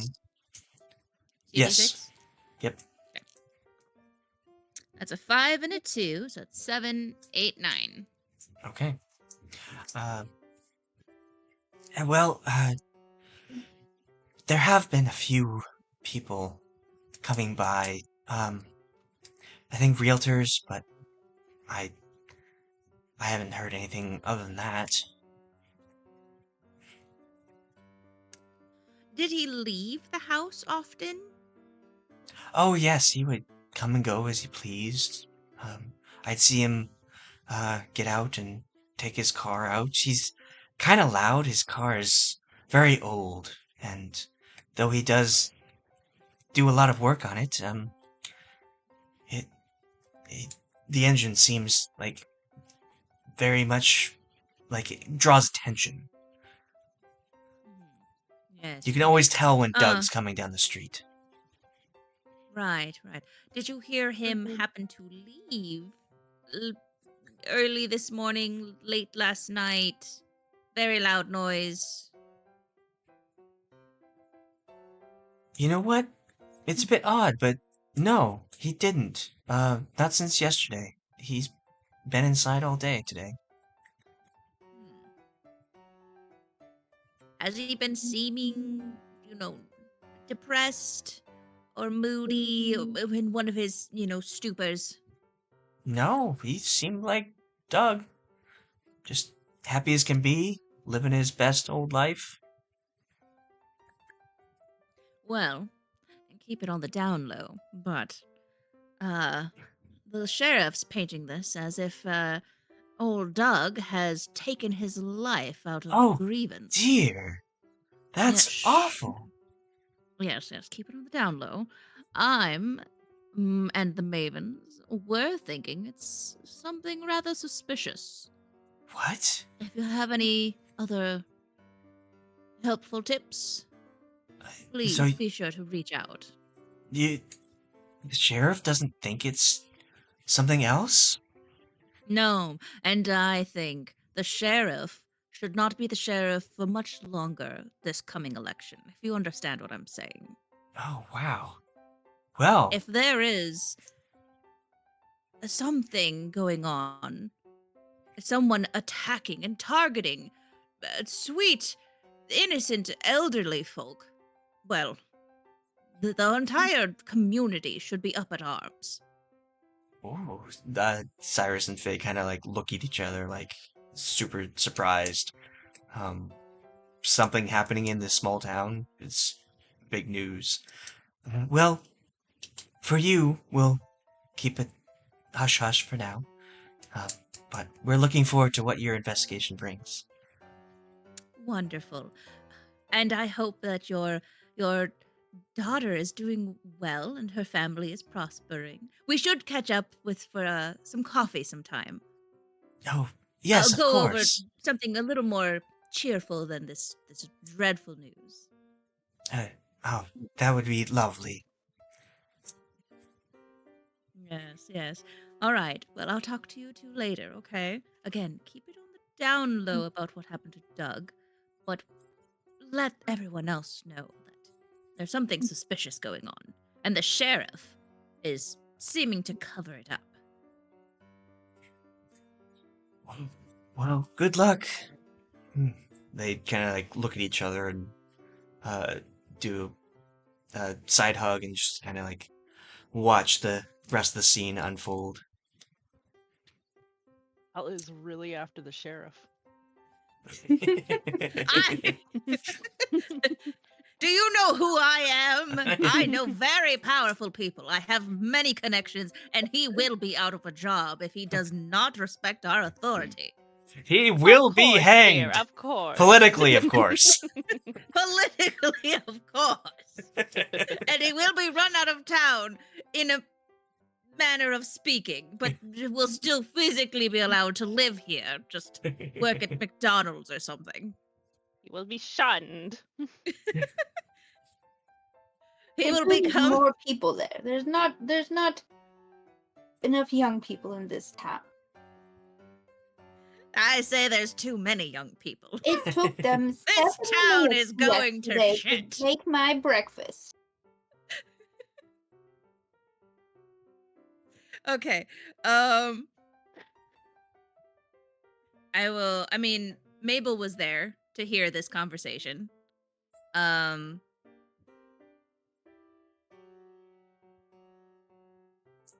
Was something wrong with his car, Mavens? Mavens, gather round. Yes. Did anyone check out his car? No, No. it was not outside. really. Oh, okay. Well, maybe we should. It's right Uh, there in the driveway. Yeah, I let's mean, I could see it from here. Okay. Do you see any tire moves? Any tire tracks? Maybe he burned out of it, or a flat tire, or something. Well, I don't know. Can you? Where's your spectacles? I fucking Jesus. Sass. We'll go inspect the car. Yeah, can we go and Look like just after kind of people, not cars. try and look at the car, but not like get too close to the sheriff's all like "Roar." Good luck. You can as you go from the Lee's home back to Doug's house. You see that Lauren and Chef as charged are kind of like having a slight discussion. Looks like the sheriff is kind of like sternly talking to Lauren as she's trying her best to peer over his shoulder into the house, see what's going on. But yeah, you make your way over, and uh, I don't think there's like a sneak thing. It would be like composure Okay. or vitality. Before Um, she does, can I yeah. like nudge Dolores and be like, Dolores, dear, didn't you have a list for officer order? Why don't you go and bring that up to her? Absolutely.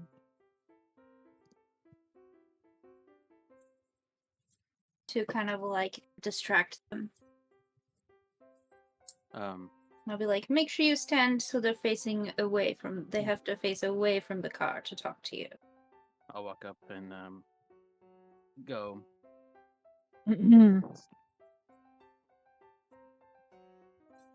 Until they turn and face me. I'll just keep clearing my throat. In a matter of fact. Okay, I'll have you roll presence. Presence. Sweet. I like presents. Rip.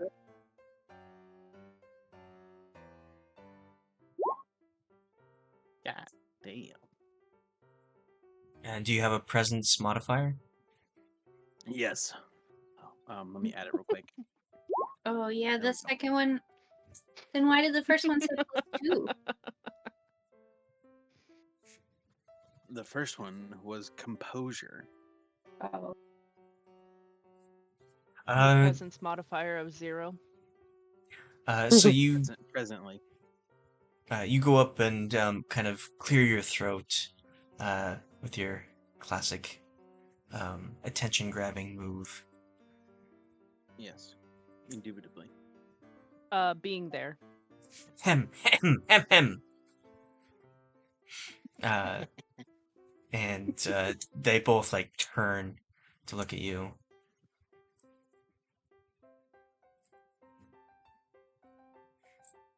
What would you like to say to them? Yeah. I'm just kidding. I do declare an infraction. I'll say.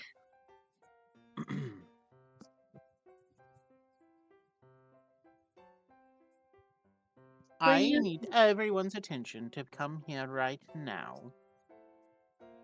I have compiled a list of all the infractions for you oafs walking around, trudging mud all through this crime scene that you willfully call a suicide. Like that bumbling, slackadaisical, whatever you want to call him, blatant disregard for all sorts of civility. Like he would kill himself. You know that people of low wit are never ones to kill themselves. They don't have the intelligence to be disappointed in their life. So, I have written down all the things that you have done wrong. I hope that you take them very seriously. I walk over. We have a few things that we would also like to share with you. I walk over and whisper in her ear, didn't you have a list of parking infractions for officer order? I have a list for everything, and I'm going through all of them while we have time. In Since we are alphabetical just order. standing here like this isn't important.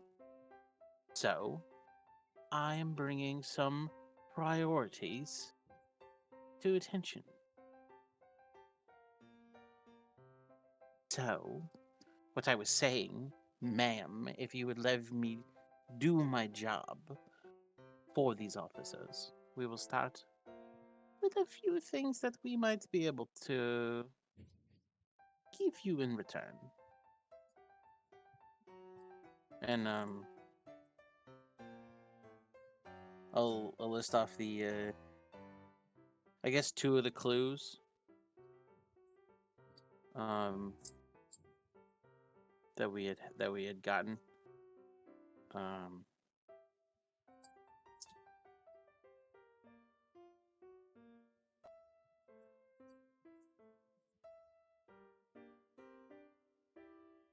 and then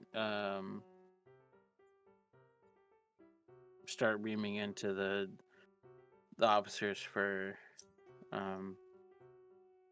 just not doing proper protocol in what should be a crime scene. We're wearing gloves or the booties to keep from trekking mud in. Not taking pictures, just putting their hands on everything, moving things around to make more room instead of observing the space as it should be. Just being a distraction, and every time one of them goes to walk away, I'll make it a point to address them in particular as to their transgressions. Make sure everyone just knows that I'm always watching and that they're not infallible. As you Unlike you. are as you are Ooh. speaking to the two officers here, you happen to notice something that you all missed before, which is, um, it seems like there is a kind of a mailbox on the outside, um, and it looks like it is stuffed full with little brochures, so much so that the lid that normally keeps it shut is kind of like half open with all these brochures just bursting out of the mailbox. And we'll go back to the other four who are looking at the car. Uh, what are you looking for? How are you approaching this?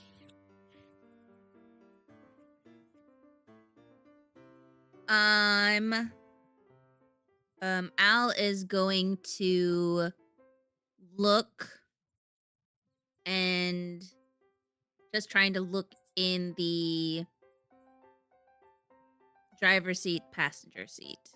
Like just kind of seeing if there's anything in there that might be interesting um or suspicious. Um Maybe it's full of garbage. I don't know. Okay, Yeah, I think that's what Al's looking at. you can roll a reason to try and find what you're looking for. See how that goes. Bloop. Oh no, that's a 3 and a 1, plus a 1, so that's a total of 5. Uh, okay. Um, you you can put on a crown if you'd like. Sure. I can put on.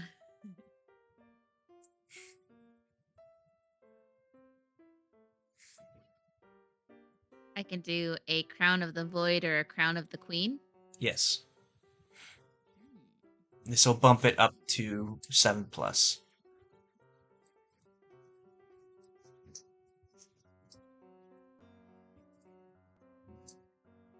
I don't have children.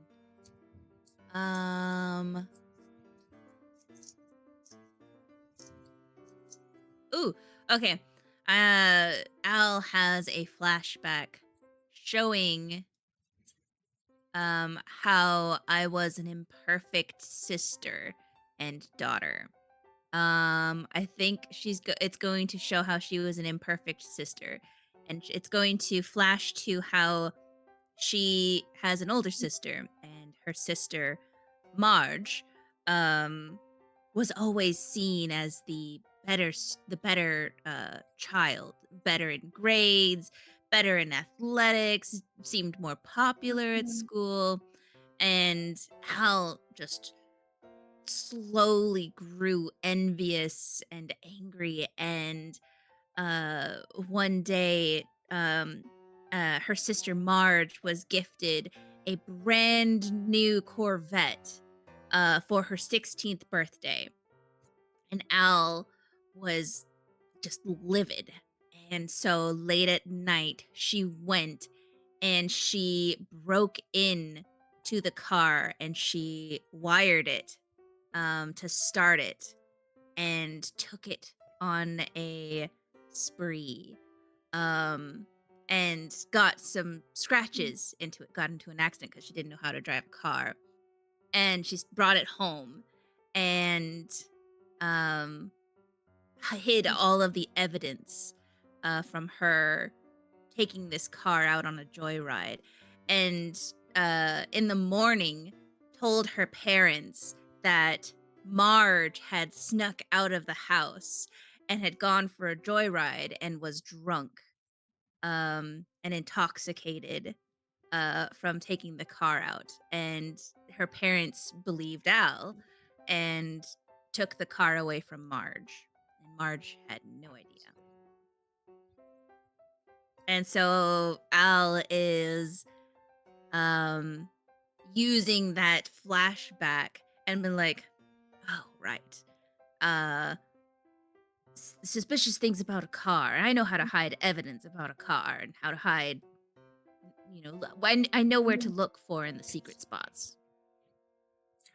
Okay, yeah. So, you notice that the windows are like rolled down like halfway. Seems like very trusting of this neighborhood. No one's gonna like really steal anything. So the windows are down halfway, and as you're kind of like peering into the car, you notice that there is something under the passenger seat that you some fairly medium to large object in there that seems out of place. You can't reach it from where you're currently at, but if you would like, you can open the door and go in and see what it is. But that will also tell the people around you that you're getting in somebody's car. Mm-hmm. Mm-hmm. Yes. Yes. Are any other mavens around me? I think it's the other three. Dolores is the only one talking to the officers. And the other three are kind of checking out the car as well. Mhm. I'm going to whisper to the other mavens and be like, there's something under the car seat. Under the passenger seat. What do you think it could I'm be? going to start a distraction. I'm going to go help Dolores try and. So one of you open the door and investigate. Got it? Good. And she just starts going. I'll try and use my body to block the car view from the sheriff and the officer. And just kind of like trying to also have Dolores's back with whatever she's ranting on. And try and like nothing to see here. That's right. Yeah. All right, so Another thing. what are the other three doing? May, Mabel, and Peggy. Can I use my trusty truck as like a reason to have advantage, like taking care of my truck and everything to try and open the door quietly? Because I figure they're probably like close in model years and that type of thing. Yeah. And this is a Maven move that has the ability to not have to check it off, right? Yeah. Okay, yeah. So yeah, Okay. get advantage, which is 3d6, take the two highest. Okay. I have better luck on Roll20 than I do with physical dice, so I'm gonna roll. And then this will be composure.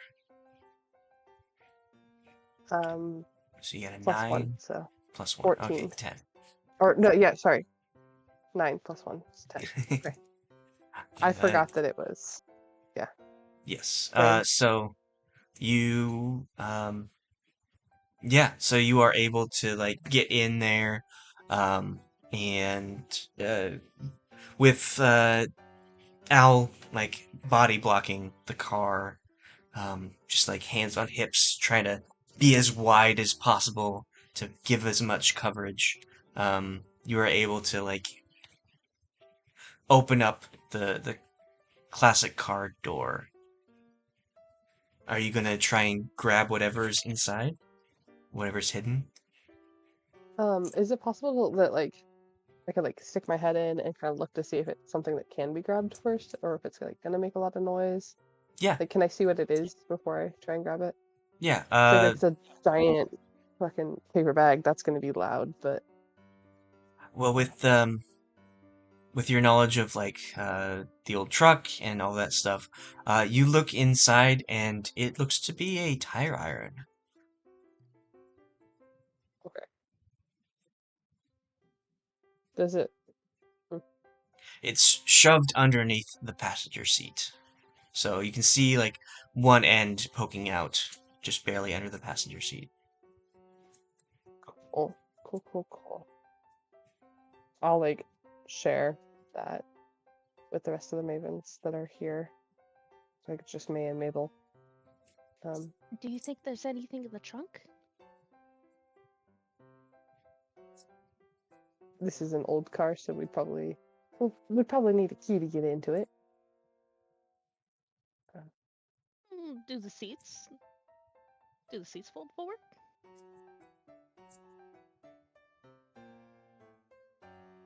Do you want to try?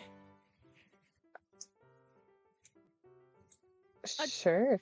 Yeah, see if the back seats fold forward.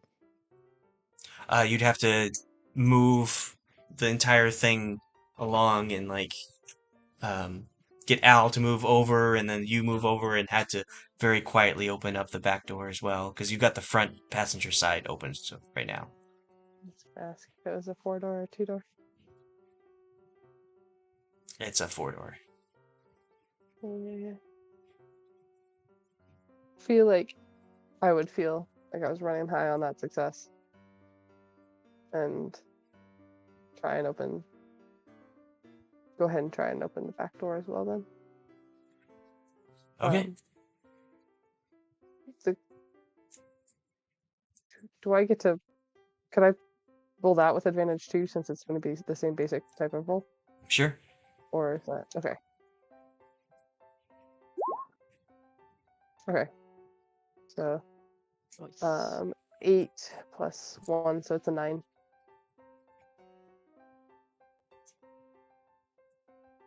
Okay. So you again um, are able to open up the back door and like kind of feel inside to see if the back opens. And it seems secure. It's not that kind of vehicle. Coolio.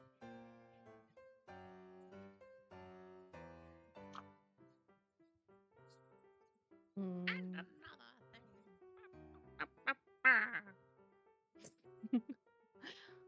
I'm gonna just kind of do a quick glance to see if they've done the task.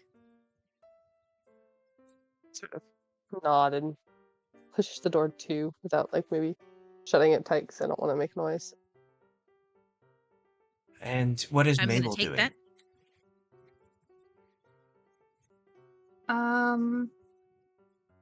Probably just looking at stuff like on the outside of the car and seeing if it all looks like it's in good condition. The paint and tires and like looking under the front of the car to see if anything looks like it's leaking. Okay. Oh, one of the tires is a spare tire. I mean, might be something that. Never mind. I'm gonna shut up. Okay. Roll reason.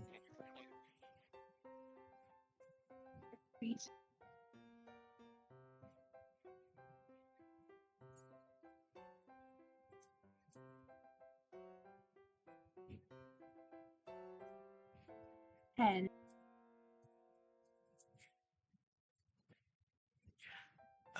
Okay.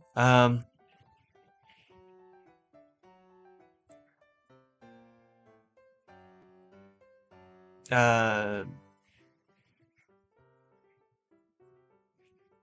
so, uh, you notice that as you're looking around the car, it's very well taken care of. It's very polished and shiny. It seems like he took pride in his vehicle and trying to keep it from getting too old and in disrepair and stuff like that. And what you do notice is that it it's very nice, but from like uh the wheel well down is a little less nice. Um it seemed like he possibly had a hard time bending over and getting the hard to reach bits underneath. Hmm. Um and I'll say that's a hard clue.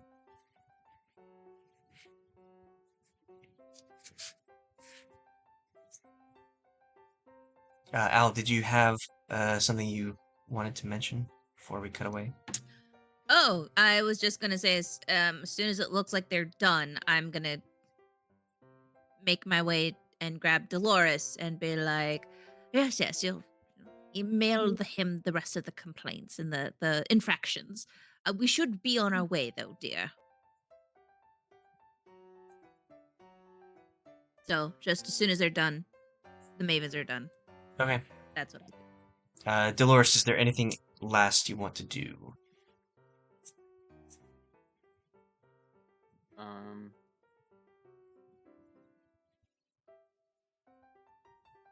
No, I'll just leave the officers with some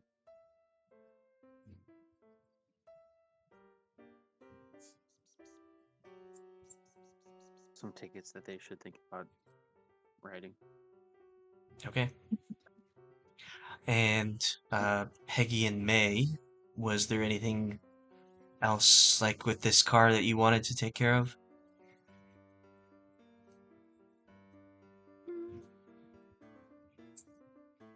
Did Nice they little open picture of the the car. seats? The They seats opened the- didn't open. Oh. Yeah. Could we tell if there was like a spare tire on the wheel well? I guess it doesn't matter. We got the hard clue that he couldn't bend over anyway. So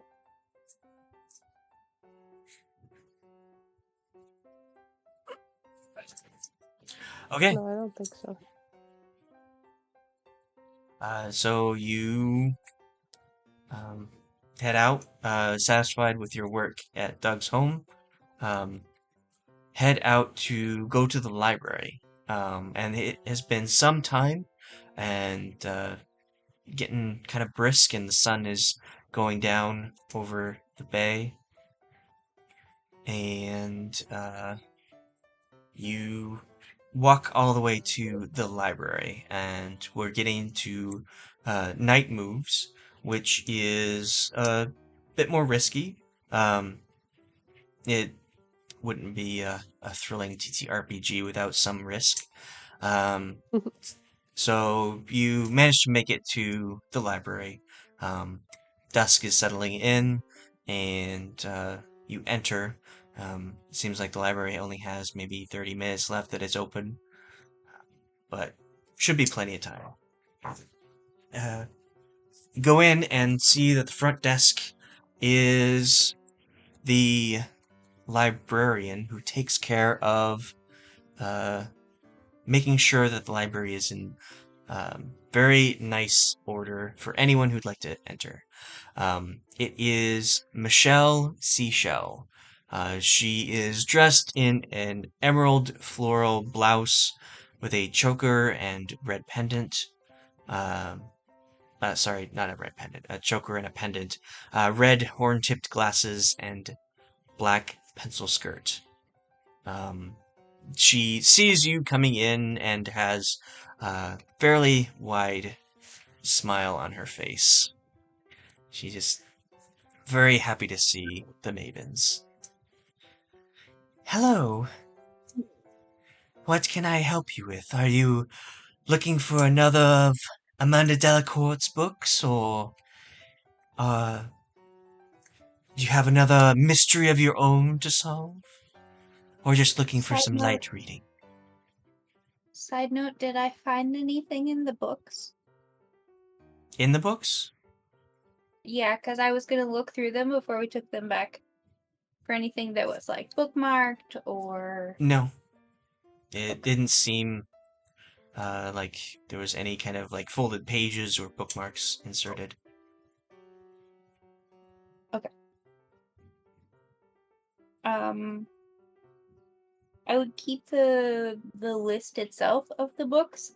But I would have the books and be like, well, we have these books of Mr. Graves' to return for him, as he will not be able to return them himself. When you say Mr. Graves, she just has this look on her face, just like, oh no, kind of thing. She's like, I doesn't want to deal with this, and she says, Mr. Graves, really, returning his books early, he's not able to show up himself. That's very surprising. Well, I believe these are his books, though. They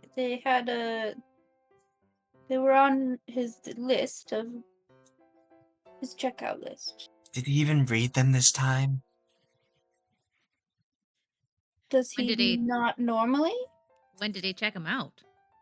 He comes in every Saturday. I hate him coming around. His dirty old man, wandering hands. I swear, he's just here for me. Doesn't even read the Well, books he checks out. Doesn't even know Have what I they're got- about. What does he check out? What has he checked out in the past? It really, it doesn't matter to him. It's just any excuse to be here. Yes, I mean, it looks like he just grabbed randomly off the shelf. If you look at the books here. Yes, I believe that's what he does. It's always within clear sight of my desk. She'll kind of point to a bunch of bookshelves that are around and, or if it's not, it's where I'm putting books away. In clear sight of your desk. So, does he ever get books on the lower shelf? I don't think anything would interest him anything lower than... never mind. It's a personal thing. But the books he pulled were always like easily reached. Would you say? I suppose. I try to ignore him, mostly. Has he been coming in long to make you uncomfortable? Oh, dearie me. Every Saturday, he's here, on the dot, 10 a.m., leering, watching, being an creep.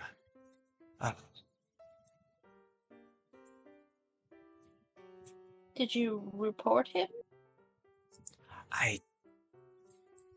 Of course I did. The police department doesn't do anything about that. They say it's all on my job to talk to him. Yes. Sounds like something the police would say.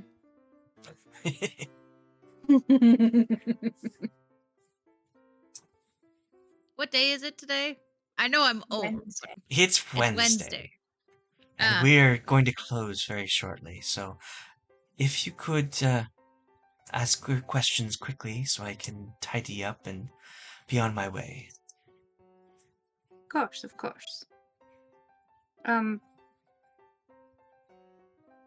Did he have any health issues? I don't know, I'm not a physician. Did you? But he's older. Pardon my language, but he is older, and a lot of older people have health issues. No, I no just offense mean, to you. did he have any trouble getting around? Like I walking, picking something up off the floor, reaching he something on the shelf? if he ever did drop something off the floor, he would request I pick it up for him. Hmm. Did he ever But try and talk to you? oh, all the time. He's What would just he talk about? he talked about my appearance most of the time and how he'd like to see me elsewhere. Um, yes, this is very personal.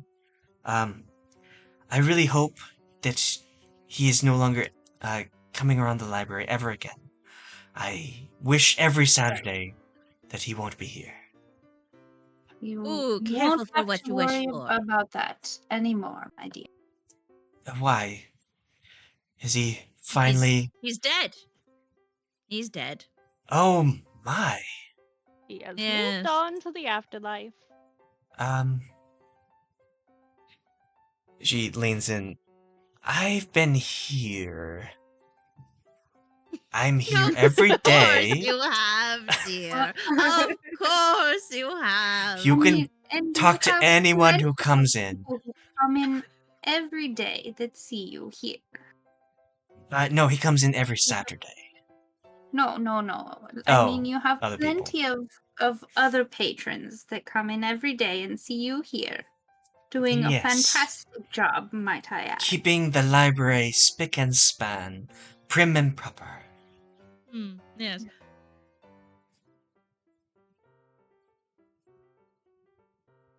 I have no other questions. The word. I'm intrigued by the word wish, but I don't have any way to ask about that I can think of. Like, she clearly did not like him. The man was just despicable I'm right here. in behavior. Yeah, you could ask her questions. She's right there. When you say wish he never would come by again, what? Like, how long would he stay for when he would come to the library? I understand this is... actually, I'll have, Al roll presence. Okay. What do I need to do? Because this is a night move, you say. So, does anything... Yeah, so night moves,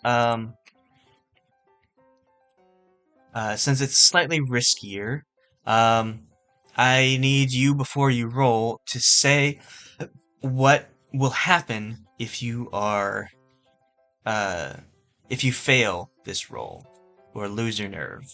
What is your fear of what will happen if you roll a 6 or below?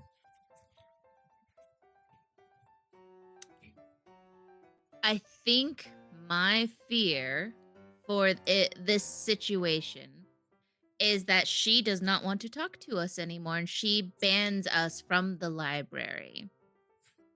Okay. And that is where our precious books are of Delacourt. And I will not be banned. I will... That's my fear. And then, with the night move, the keeper will tell you something worse that will happen if you fail this Great. roll. She will get her Pulls out a- contacts God. to ban you from the bookstore where you meet up for these No! Gold Crown mystery novel book club meetings. So, yeah. Good luck. Okay. Thanks. Here we go. No pressure. Whew, okay, that's 2 4s, and plus 2 for presents. So that's a total of Oh, 4, thanks. 8, 10. I don't know. Hopefully that's good, but Yes, 10 is just below complete success. okay.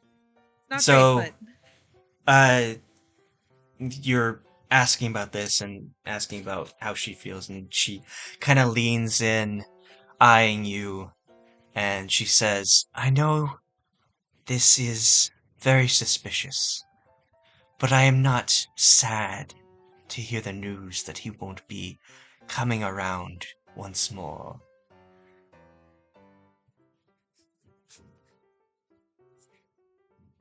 Not sad.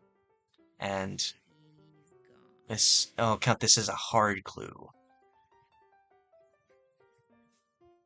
Hard clue. That Michelle despises Doug.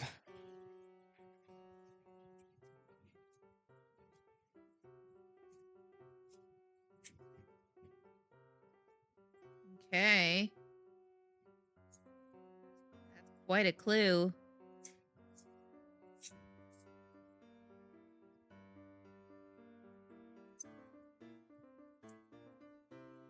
Any other questions, Mavens? We don't want to take up too much time of this sweet young lass.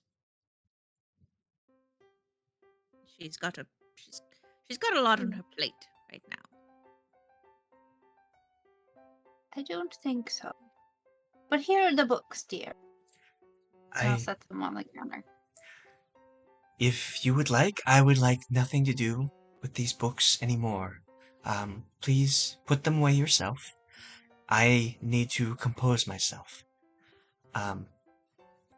Reminder, we close in 20 minutes, but I will be back before then. And she gets up and just tightens her outfit, her blouse, and her skirt.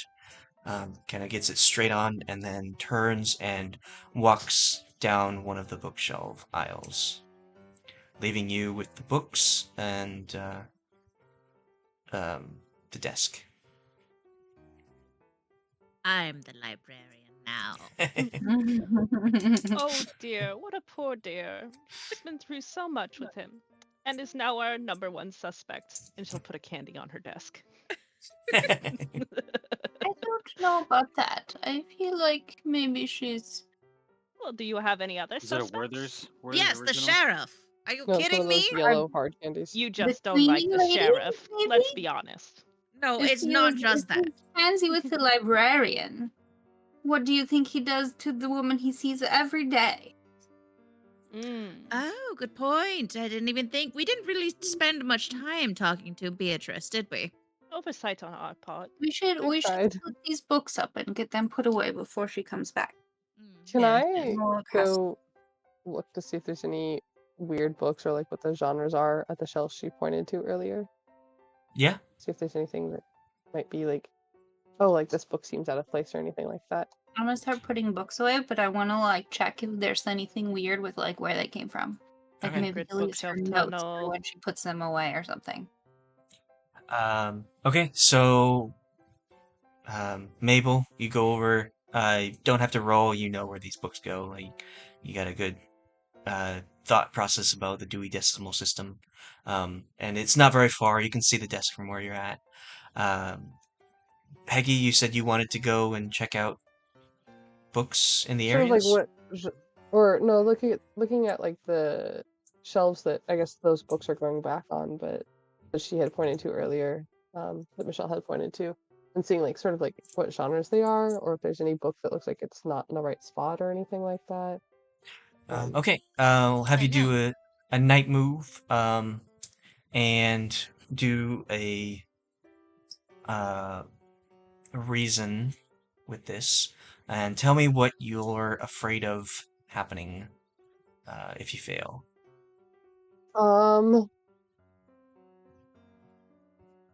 Putting a book back in the wrong spot. I don't really know what could go wrong in this situation in general. There's not really a lot of stake with this particular Oh, move. what if you damage a book? Oh yeah, if I drop something or accidentally like pull the cover off. You would be- spineless coward. You you you try and shove a book into a spot where you think it goes, and the entire bookshelf comes upon you. Oh no! Crushed to death. I haven't gotten that far. Womp I think I womp. trust the shelves. So my normal fear would be some like, oh, I like bend Not a corner if they were the or I shelves put it back in the wrong that spot. that the dog would go and peruse while spying on the librarian, and then she secretly rigged so that they would crush him to death. Goodness. Christ. All right. I'll say that crush to death by bookcase is probably the worst case scenario. Roll 2d6. And then my reason would be right. Yes. Is +1, so that's gonna be an 8. Oh Okay. gosh. And then I will have Mabel go back and check stuff out as well. Have her roll reason for this kind of sleuthing. Get a combined total. Reason. 6. Oh. Okay. So Peggy, you go over to where one of the spots were, and you're checking out the books. It's this area is kind of like historical United States information. Just stuff that has happened in the past and whatnot. You don't really notice anything like very specific about Doug or his interests. And as you're kind of like looking, do you take any of the books out and kind of look at them, or do you just keep them on the shelves and watch them? Maybe like tilting it forward occasionally or something like that for a better sight if it's like up high or something. Okay. Not like pulling it all the way out, but like tipping it type of thing. Yeah. So you kind of like tip one out and look at it, and it falls, and you catch it before it hits you in the face, and you kind of like shake your head and look at the book, and the book that kind of just jumped out at you looks like something U.S. American history, but having to do with the Salem. Since you were in Massachusetts of Brindlewood Bay, the Salem like witch trials and the occult kind of thing, and this one specifically looks like summoning otherworldly entities. And I will have you roll composure. Okay. All right. So There's this a 1, so is very shocking to you. This book seems to be like trying to get your attention and fall out and attempt to be seen, and you're taken aback by this, but you don't suffer anything due to this, and you kind of brace yourself, and as you look at the book again, it just is historical Massachusetts. It has nothing to do with the occult and summoning. Seems like something was weird about this.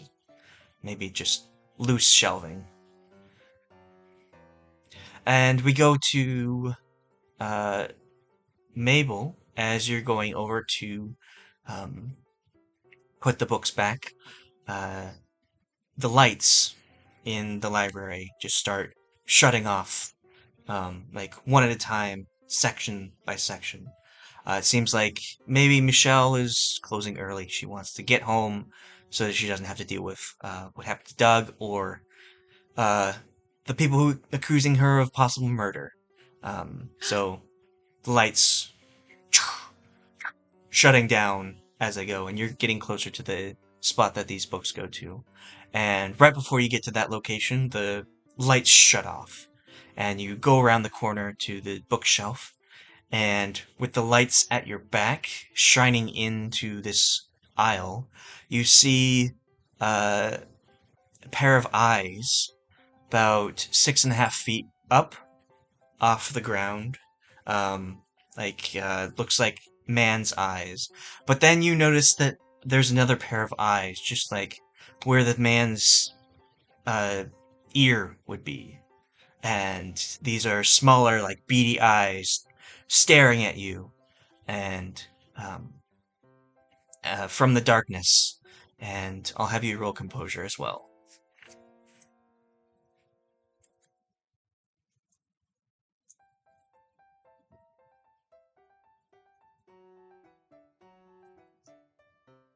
Four. Oh. Okay. Would you like to put on a crown or accept the 4? Yeah. Oh, it's okay, baby. Sorry. Your dog I barks. will.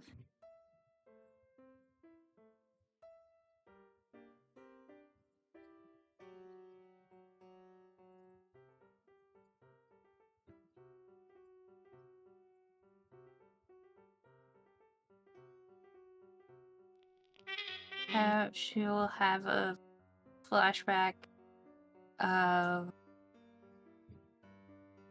how when they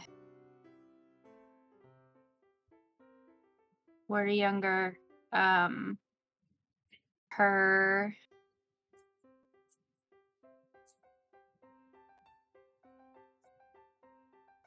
and her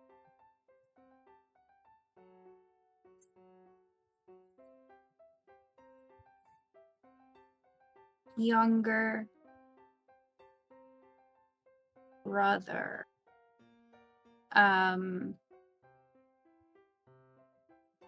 accidentally got locked outside at night, and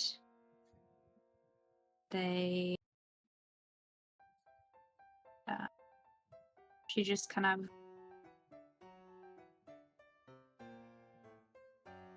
I don't know, she was really scared of the dark still at that point. And so she was just kind of like seeing things everywhere. But then she remembers that like those things actually turned out to be like partially in her head and like actually just common everyday things. Okay. So she's not as scared of it as she would. As you see these bright eyes, these 2 pairs of eyes staring back at you, roughly 6 feet off the ground, the show cuts to commercial, and I'll have Al read off this next one.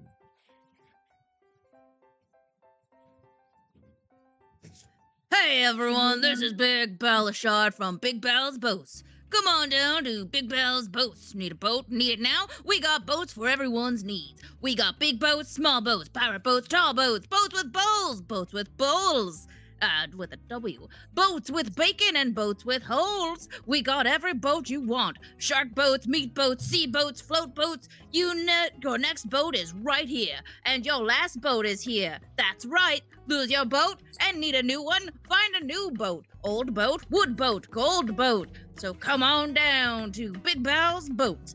Don't lose yourself to the bottom of the bay. Win yourself at the top of the world. What about the goat boat? No, Yeah. Was there those a are goat boat? banned thanks to OSHA standards. What about a dinghy?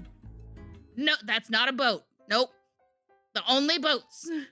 We don't accept dinghies. We don't accept canoes. But No what if the boat kayaks. has a dinghy? Nope, it has. That's fine. We sell boats that have dinghies and Boats they and have boats. kayaks and canoes and rafts, but only boats. It has to be classified as a boat. Okay, I would like a large boat with several dinghies or canoes or smaller boats so that I can just Of course, that will be 10 million electrum. and then I can just abandon the little boats and I will always have the big. Heard you like boats, We so we got- put boats in your boats so you can go boating while you're boating. Yeah. with bows on. We got Uh, boats with bowls and boats with bowls with a W. yeah, so we have that commercial break. Cut back to Mabel in the darkness of this bookshelf aisle, and you hear coming from the figure in front of you with four eyes, kind of a very light creaking of metal on metal as a flash of light comes to in front of you, and you see an elderly man with a lantern in one hand and a tabby cat on his other shoulder. So you know this to be Old Man Gary. He's in his mid-70s. He is he lives down at the marina, and he sometimes is at the market selling fish. But he wears a gray-brown turtleneck sweatshirt, a beige fishing hat with hooks, and he has these big, black, heavy, muddy galoshes. Why, Grandma, I see you found a new friend. Grandma's the cat. Oh.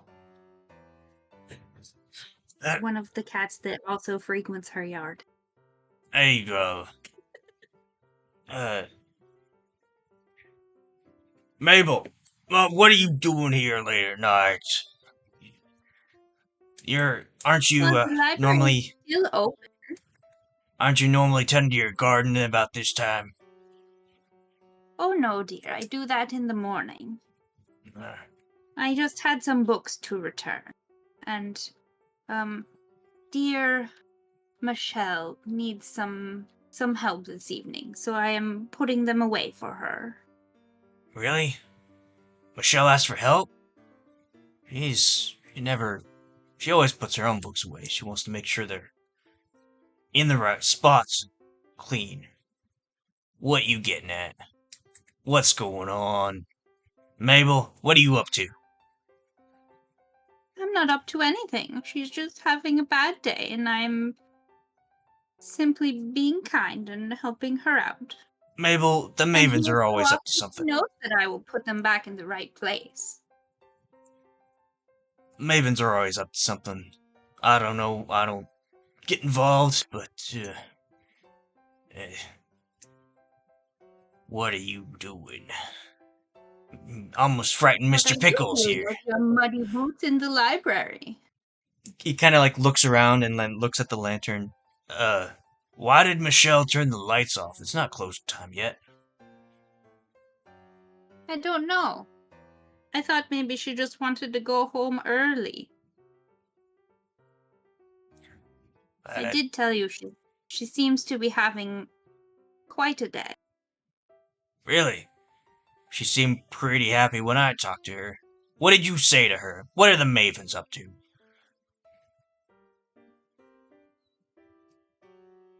Damn it, Mabel. I don't trust Where's you. where's I everyone like you. else? What are you up to? Well, they were just right there by the desk, and now she'll turn around and peek out the end of the aisle towards the desk. You see the three others kind of like turning the lamps on. There are like little lamps on the desk to keep that part illuminated. So you're able to see them, and you don't see Peggy at the desk, but you do see the other three. See, they're right over there. He stomps his heavy boots around and looks and just like, "Hey, Stop Mavens!" packing mud all over the library. Michelle doesn't What mind. would your mother say, Gary? My mom's dead. Yeah, what are you doing here? It's closing time, apparently. I'm watching the front. What are you doing? Where I I was used the looking at lantern. fishing books. What kind of fishing books? Is that you, Gary? Oh, hi, Al. Have you fixed my boat yet? No, Al. I'll get on it as soon as... I'll get on it. You and your crewmen are lazy. Maybe you need to he hire just- some new men. They're busy. That's why he's here. He's looking at a book that he needs to fix your boat. Yeah. He's Fixing been boats. saying that for months. Well, maybe he hasn't found the right book yet. Or maybe you haven't yelled at him enough yet. Go. Shoo. I keep Antagonist. yelling. Gary, why are you yelling? Why don't you just come down here and talk to us like a human being? Yes, it's a library. We shouldn't be yelling. Come Oh, down. he can come down there. He's tracking mud everywhere. Stay Oh down my. there then. We don't want your Michelle mud. doesn't need more to do. Why didn't you wipe your shoes before coming into the library? And no There. cats are allowed. Mr. Pickles can go where he pleases. This is Grandma. What I are you think cats talking are about? allowed in the library. How else are they supposed to learn? Cats are not allowed in the library. They get hair everywhere and they can damage the books. Well, so can old ladies like us. And maybe you. Speak for yourself. I don't have to. Is that a hair on your jacket right there? Not at all. Where? What have we done here? I'm ready to go home. I wonder if the librarian's Mabel, are okay. you done? Is that the last book that I had? Yeah, you can put those away if you want. I just have one last book. Hurry up No. then. Walk around Gary to Mm, shelf Gary. it, and I'll be like, Grandma, I'll see you for breakfast in the morning. Gary, like, stomps his feet like he's trying to get extra mud off, like, wipe my feet. Do what I want. Then reaches up and just scratches the tabbies under the chin. Yeah, don't let her scare you. She's just causing trouble. Get out of here. Michelle, I'm out of here. And he'll head towards the exit with his lantern. I'll talk to you tomorrow, Gary, about my boat and your men that are supposed to be working on it, and they're just sleeping on the job. Yeah. Can I go look for the librarian to make sure she didn't, like, trip and fall down some stairs or something in the dark? Do you have do you have a method Hey, of wait, Gary, looking in can the we dark? borrow your lantern? Well, we were just lighting some lanterns, weren't we? No, No, there no were lanterns. lamps. There's Lamp. Ah. We can borrow Gary's lantern. No, I'm gone. Gary's left. Gary's gone, Come yeah. now, Gary. We must make sure that Michelle is safe. It's dark in here. She could have tripped down some stairs in the dark. Are there stairs at the library? I mean, there might be a basement. I don't know where Some she went off to. library. All right. So, May, you wanna try and like find out where Michelle's gone? Yeah. Do we have Okay. like any light sources that are portable at all near us? I have a cell phone. You do? What? I thought you said it was modern day. You're too old for a What are cell his phone. names? Oh, okay. I've got a Oh. Nokia. It's a flip phone. Yeah, I've got a flip phone. I'm more technologically advanced. Okay. Right, You're a little 'cause bit- you were a you're- CEO. You're a Yes, little bit I was a younger CEO. than the rest of them. You're the hip young one. I was constantly praised by my IT department for not falling for the Fisher emails. Okay, yeah. You can take out your phone and Okay. I take out my Nokia flip phone. It's this big. It's like the ye old, and it has a little antenna that you have to pull out. It's actually the have some bigger games version. on your It's phone. the Mokia. Because there's more key space. Yeah, it's got the bigger keys, and so it's like easier on my eyes. And Large I print. pull it out, and I'm like, oh no, I only have 10% battery life, but that should be fine, I think, for using a flashlight. We have to be quick, though, dears. Samokia, that 10% is going to last you 20 years. Well, not when the flashlight's on. Time's a ticking. True, true. All right, let's head towards the back area wherever there's like a rest area for people. Okay. I forgot words. Who's holding the phone? Al? Yeah, I'll hold the phone. Okay. I'm not gonna let Hold the these phone. bohemians touch my phone.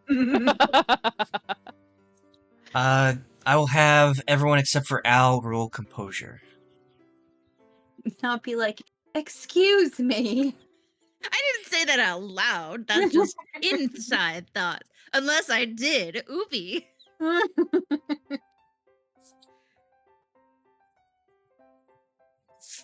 2d6 plus composure. Yes. So let me know what you have. I have an 8. 8, 9. Peggy rolls an 8. Also, I rolled a. Hold on, brain math. 11. I'm going to cry. I did this on the wrong needles. Okay, sorry.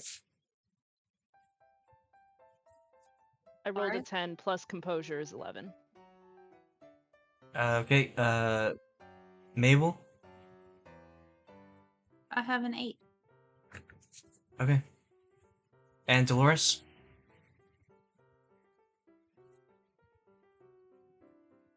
Taylor, that's you.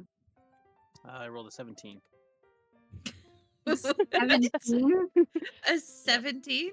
with Yeah, a pair of d6s. I have a bonus 200. And you roll a 17? How far in the negatives were you? Yeah.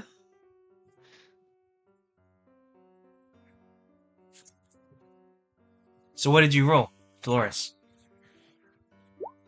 10. Wow. Dang. Goodness. Okay. Okay, so... Cat's being annoying. As you're walking through, the bookshelf aisles, you are following Al's lead, having the phone shown out in front, and, you're walking through the dark aisles. It's very hard to see anything other than where the phone is pointing. And,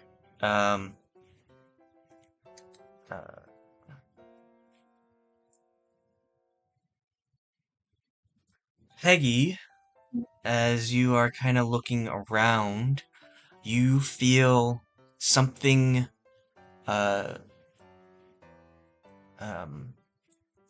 hard and metal push into your back. And No, thank you. from, behind, you hear something just whisper into your ear. And it says, "Stop looking. There's nothing to find." And before you can respond, the hard object is pulled away from your back, and you feel the person, whoever was behind you, go off into the darkness. Was it small or was it like a large part of my back? It was Like, probably the perhaps center of gun your back. size? What? Did it feel like a gun? Like, was It- it perhaps gun sized? It quite possibly could have been.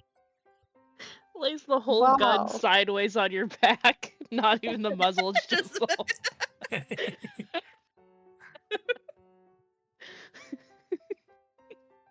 I'll say it felt like a handgun, not like a big Nice, nice. shotgun. No, or I something like figured that. with the proximity to my ear to whisper in it. It felt like a bayonet. Oh, stab. Musket. The shotgun. Stab. Yeah, musket.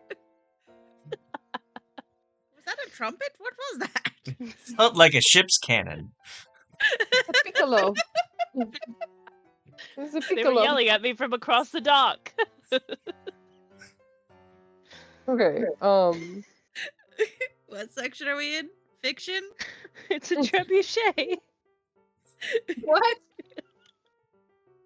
Oh my god. Okay, so the rest of you don't hear this. You continue on. Peggy, would you like to say anything or just continue on? Gosh. Okay. I am trying to decide because me, Maggie, would be doing something very specific, and I'm trying to figure out what Peggy would be doing.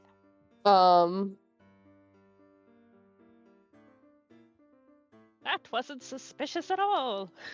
Your shit.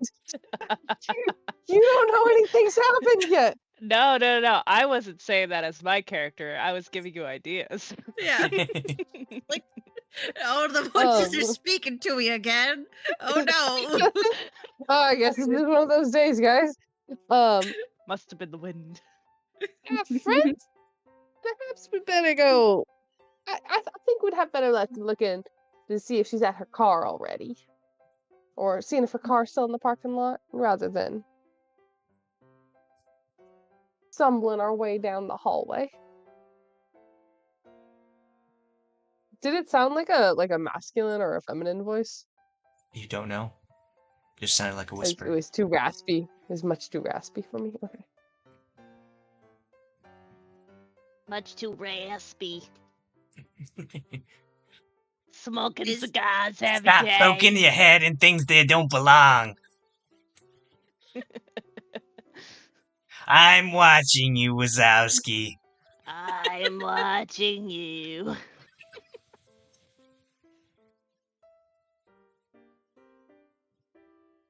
Okay, so do you alert the others? Well, that's what I'm trying to like not draw attention to specifically until like we're like in a safer, perhaps not in danger area specifically what's going on. But I figure like, hey, maybe we should like go around the back, like go see if her car is still in the parking lot type of thing. Okay. Do the rest of you go with it, or do you want to just keep checking on Michelle? I leave it up to the rest of you guys what you want to do. I mean, perhaps she did just assume that we had left and close up. I I didn't see you walk out the front, did you? no, not at all. And that's a terrible customer service if anyone just assumes. Like, she told us to go and put books away. But she I also thought said she it was liked almost our closing company. time and she needed some time. Mm-hmm. Yes. What time is it? I close my phone and to turn the light off and then open it back up to see what the time is. I'm gonna start like meandering back the way we came, to sort of like let's go look and see if her car's in the parking lot. Perhaps she did just forget that we were there and closed up early. It's just if I start walking, hoping the rest of the mavens will just follow. What time is it? Is it like closing time? It's nearly closing time for the library. Like maybe Like 15 5 minutes minutes? till. 15 Oh, okay. minutes. 10 to 15. I mean, it's we have 15 minutes until closing time. Okay, if I we don't want to head see back what's out. wrong with checking to see if she's not injured. Well, the thing is like the door's open. Who's going? I don't have keys. Who's going to lock the library? Yes. What if Well, some books are stolen? All she's saying is we could check and see if her car is still here.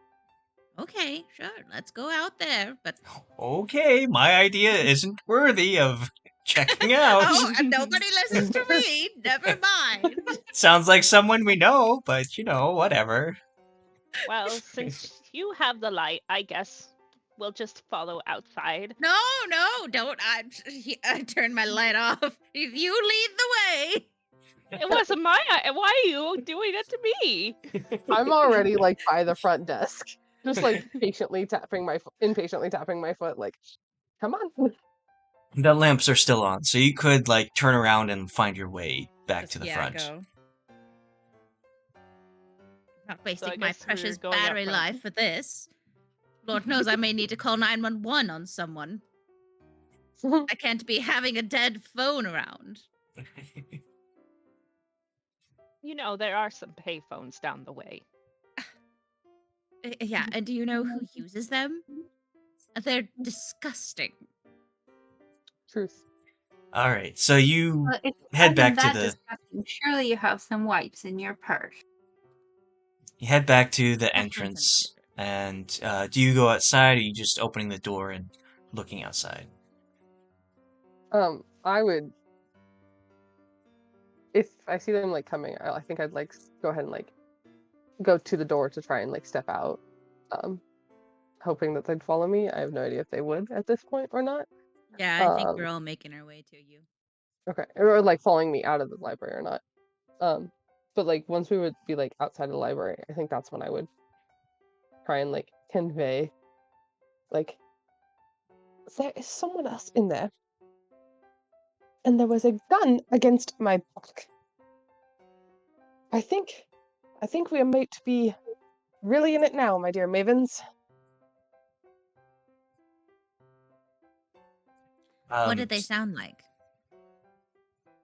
It was too quiet. They just told me to stop looking. I think we need to look harder. Ah, yes. Are you okay, dear? You just had a gun pulled on you. Wouldn't be the first time. What? What? I don't fucking know where that came from. I was like, I said it, and I was like, I don't think that fits into my backstory. Are you just in like- the army or something? Avid Wait, no, laser tag. you wouldn't Avid be. laser tag player. So the front entrance is the kind of door that you press and it unlocks. But when it's unlocked, it's indented in the door handle itself. But when it's locked, it pops out so that people can get out from inside, but people from outside can't get in. So when you walked in, you noticed that it was inside of the door, and when you're coming out, you have to push it to unlock it to get out. So someone locked the door I mean, in usually the time knowing that you people, were that's- inside. Dun dun dun. Dun, dun, dun. And you go out into the parking lot, and you see just one vehicle out there. It looks like it is a pickup truck, a white beat up pickup truck, and you know this to be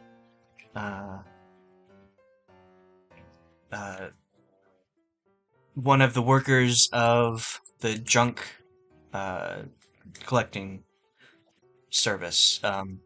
Normally, Ray Ader is the one who like goes out and picks up junk and takes it back to the owner of the junk place, and he seems to be in the parking lot, just kind of like looking through his truck, kind of like smashing things. You can hear from where you are the sound of things breaking.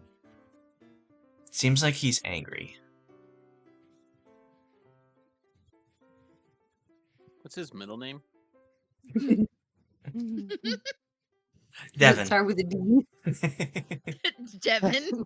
Yeah.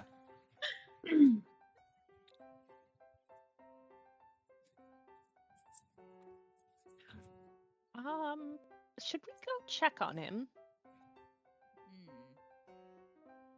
I'm not fond of it, but you're welcome to. Might This be. isn't the library area? Yeah, the So library parking lot. Are we aware if the library's getting rid of stuff? Are they having reservations? Ooh, are they putting in a new area? I don't think so. May's gonna walk over to the man and go, "Hello, hi. I'll Um, follow. you seem to be making an awful lot of racket over here. Can I ask what it is you had?" Ray is in his very early 20s. Recently dropped out of high school after being in a senior for several years, and he is wearing a filthy A shirt with frosted tip hair and ripped, worn jeans that sag around his thighs. The A shirt kind of goes down so you don't see his underwear as much, and he's wearing Vans. And it looks like he's just like um, shuffling through this junk in his trailer. And as you walk up, he's like, "Hey, what? You're not, you're not supposed to be around here. What are you doing? You're awfully up late for someone who goes to bed early." Well, who said I went to bed early? All old people go to bed early. That's how they wake up early. Well, when you get old, are you going to go to bed early? Nah, man, I'm not getting old. It's exactly how I see it. I'm not old. I will stay up late. Ah, you're Anyway, old. the library just closed, so that's why I'm still here. I'm wondering, what do you have back there? You see, I like to make so many wonderful things with junk, and I was just, it seems like you're making an awful lot of racket. What do you have? Nah, there's nothing out here. It's just some junk, you know. So, taken out Well, I love junk. to the junkyard, you know. None of your business. Val Roll. is going to pull her cell phone, like kind of try and hide it, but she's gonna have her cell phone in her pocket, and she's gonna dial 9 and 1, and just have her finger ready to press 1 if needed. Was that May? Can you roll Mayday. Mayday. roll a presence? Okay. And I Zero want, before you do presence. so, Oh, great. it's a night roll, so I want you to describe what might go wrong if you fail. Ooh, what might go wrong? This young man who has a bunch of junk in the back of his truck And seems angry. seems angry. He might attack me if he gets upset enough, I guess. Instead of just trying to scare me off, he might, pull something on me, either. Like a gun. That's a penis. I wasn't gonna say a gun, but yeah, sure, let's go with a gun. I was thinking more of a bat-esque kind of thing, or a tire No, iron, no. or something that he would have in the back of his truck. Those are all That's more nicknames. logical. I was just being a little shit because I just had a gun pulled on me. Okay. Roll presence.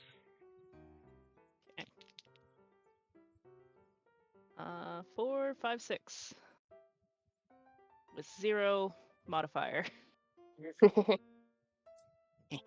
Oh, 6 is your total? Yeah, 4 and a 2. Oh, okay. She's not very intimidating. No. Well, so Kidding me? I look like a rainbow barfed on me. So this kind of pisses Ray off a little bit more, and he's like, You're looking through my stuff? You gonna take my stuff? You can't have it. It's not yours." And he reaches into his back pocket and pulls out a switchblade, and switches it out and like points it at you, and he says, "I know what you're up to. Mavens, always getting into this stuff. That's my stuff. You can't have it. It's mine. Someone does meth. It's not yours. no one can have it. It is mine.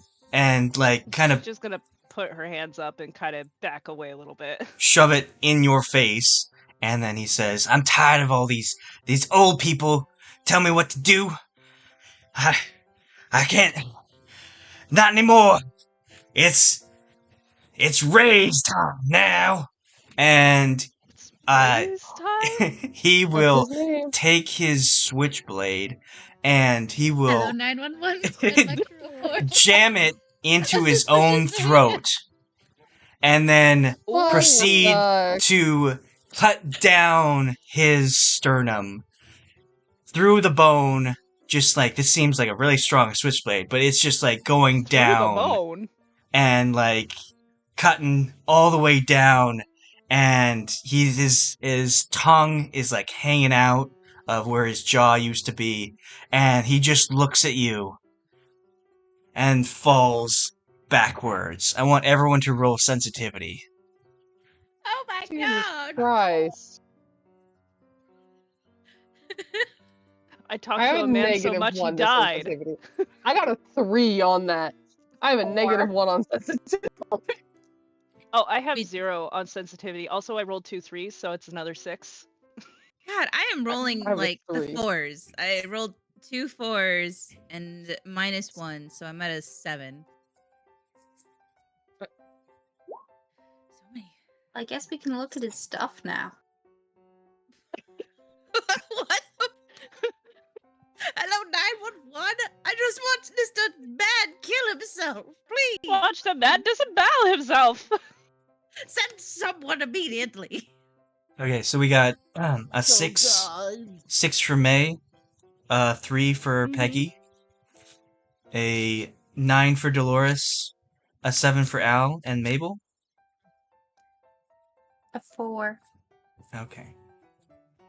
So, as you're witnessing this, like, just event go just completely southward, and this was not how you were expecting the night to go.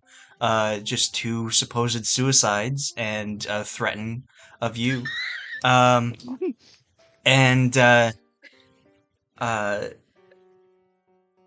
you see this, and May, Peggy, and Mabel, you will all take a Crown of the Void. So you will mark that on your sheets as something happens to you. And everyone will receive the condition disturbed. And We need to Yeah, I'd record say. this. yes, so conditions are under your stats. You can have 3 conditions, and any additional conditions will have a mark of the crown instead. What does that mean? I'm confusion. And then on certain rolls, since you are disturbed, you will have disadvantage on those rolls. Oh, great. Okay. And upon seeing this utterly grotesque sight,